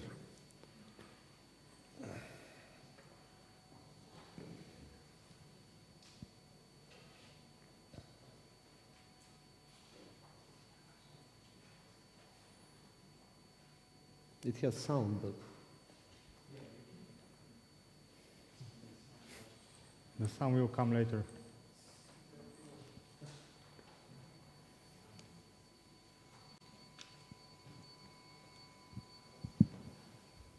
This is the first trailer of the film we were working on.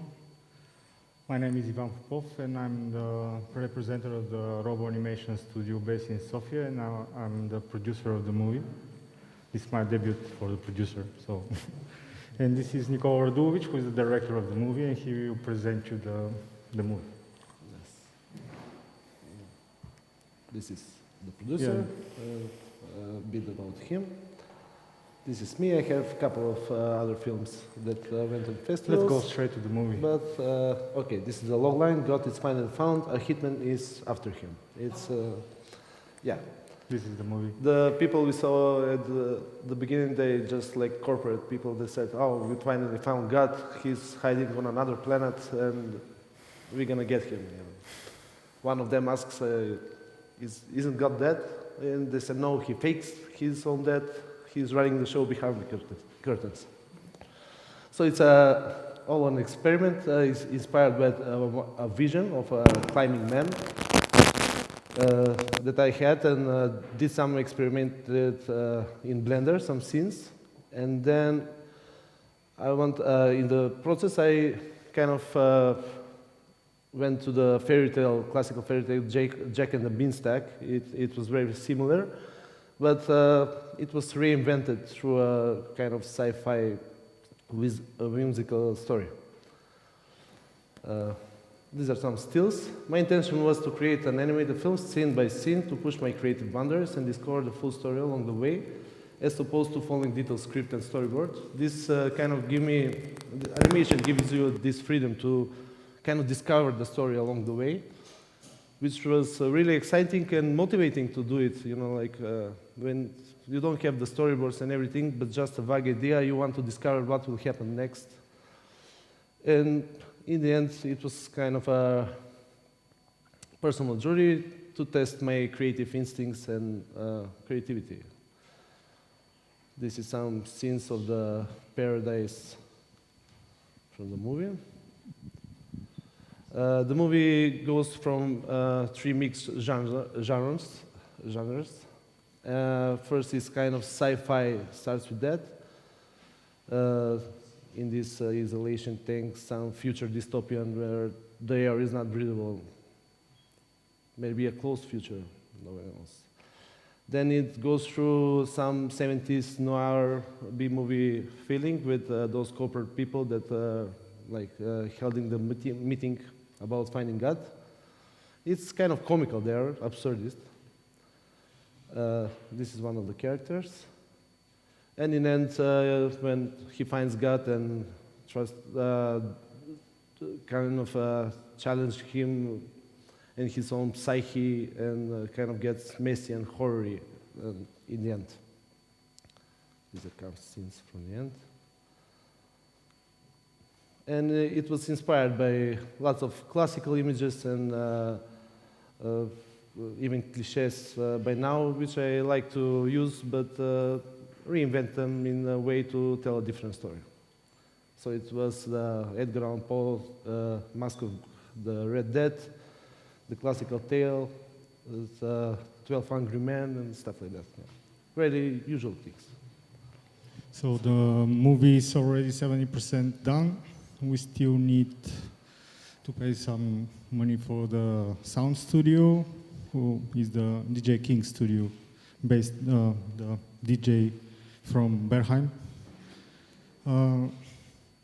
We self-finance the whole thing because we love animation and we're doing it based in our studio.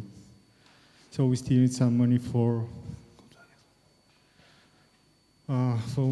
national and international distributor partners. We need some festival strategy partners also. And we still need 2 actors, the Irish and the Germans, a girl and a boy. That's what we need to finish the movie till the end of this year. Yeah, in the end, there's another trailer. This is the last trailer. Yeah.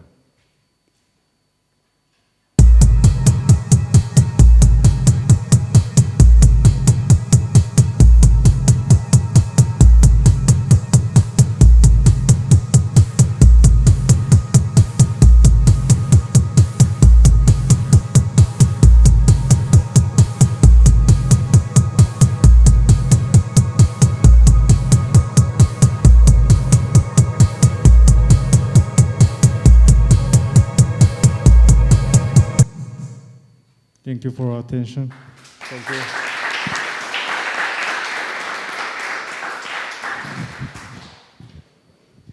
Thank you for your presentation, because you have these 3 genres in your movie, and it looks like a little bit hybrid between video art and animation. Are you going to keep the same approach in the movie?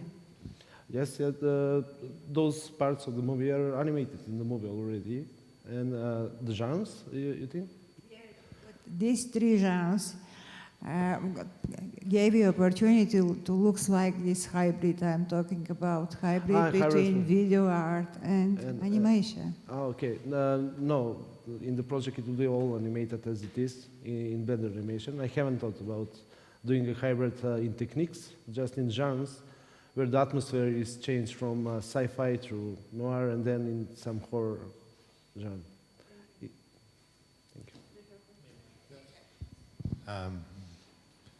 you. No comment. I like the presentation, but you can talk to me about the German actress. Is actress or actor? Actress. Yeah. Actress. Female. Yeah. We need an so actress. maybe I know have something. You that just will have be to tell me. helpful, yeah. Okay. That will be cool. That's why we put it in presentation. Thank you.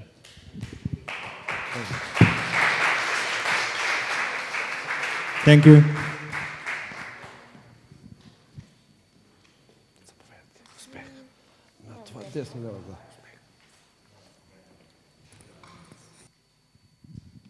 Okay, last but not least, it's the granny. We are ready. Okay. Hello, everybody. We're Alex Trajanova And Kalina Dimitrova, and we are here today to present to you our second animation short, The Granny. It's gonna be around 3 minutes.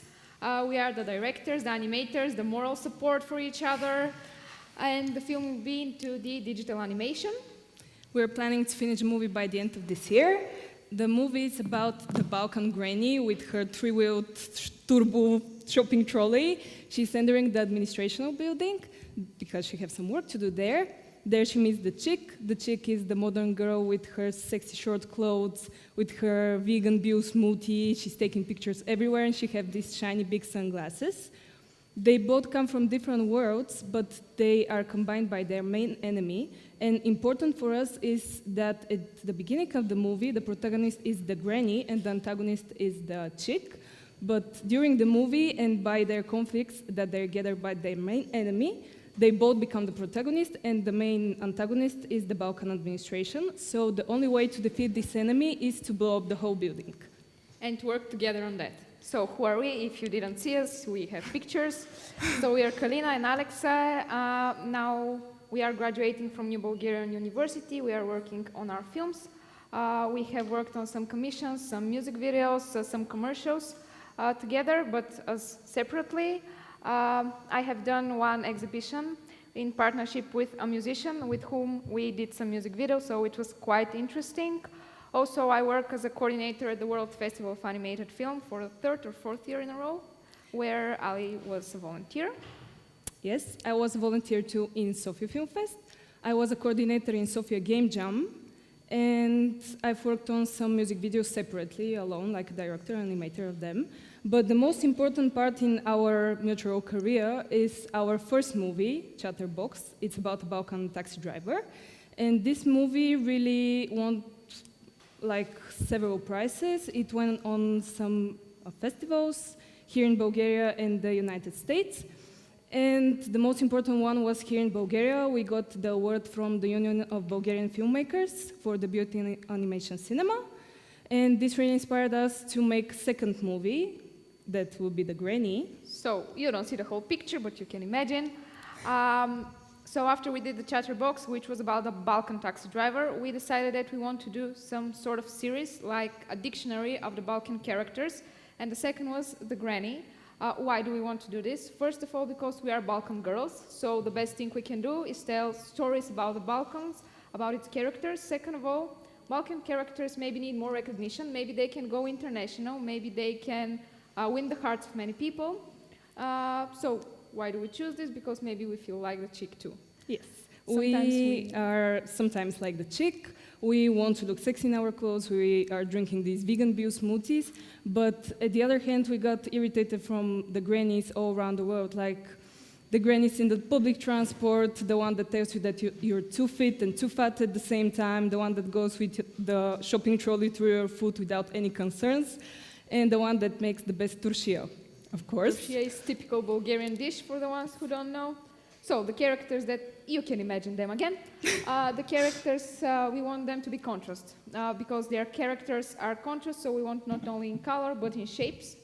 And we want them to be only contour and flat color just to pop up from the background because it's really important for us and where the inspiration comes from. And because the backgrounds are quite chatty, so that's why we want to keep the characters simple. So you can see the still image from our previous film. We are inspired by it, but it was inspired by a Romanian Balkan artist, illustrator, Sara Marisha Boyan. We are inspired by her drawings because they are with pencil, they have this texture, they have this even childish feeling, so we don't go to perfect perspective and perfect colors like in a color book, because that's what Balkan characters are. We are not perfect, we are not perfectly colored, but we are very colorful and interesting. And really important for us is that image over here, you can see it. One day we were at the metro and we got inspired by this old lady with her three-wheeled foldable trolley, and we thought that it's really funny and we want to put it one day in a movie. And really important part for us is the sound and the music, because we want to get this Balkan type of feeling, but we don't talk about Chalga. We talk about Goran Bregovic and Mirko Sturica type of feeling, like in our first movie.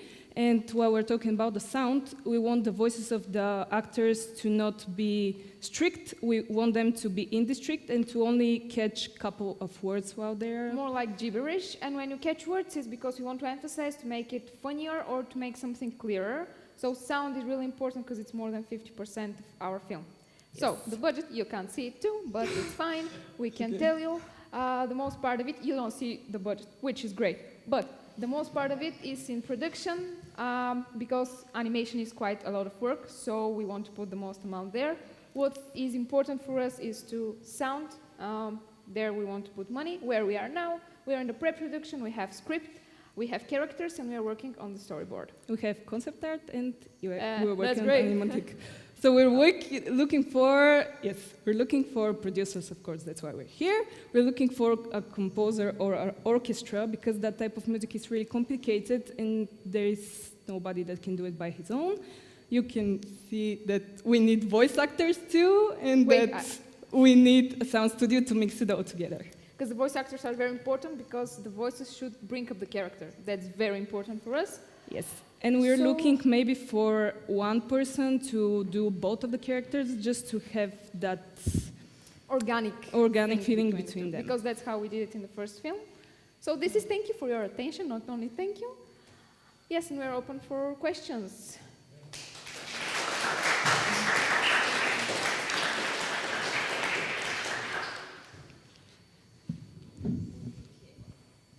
No, great. I love the characters. Thank you.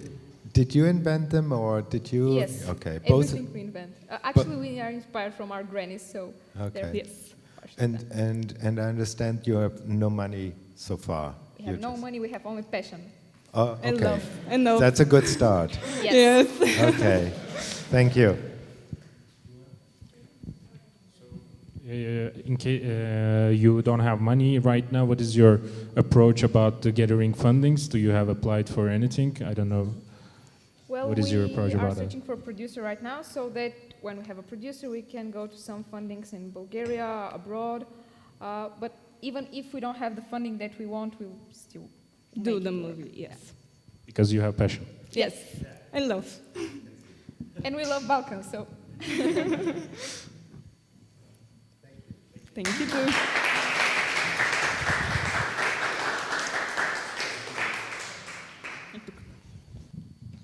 I want to thank to everyone, the jury, the participants, and the team. This is all for today. We are closing the pitching sessions, and I'll see you tomorrow, the same time, same place.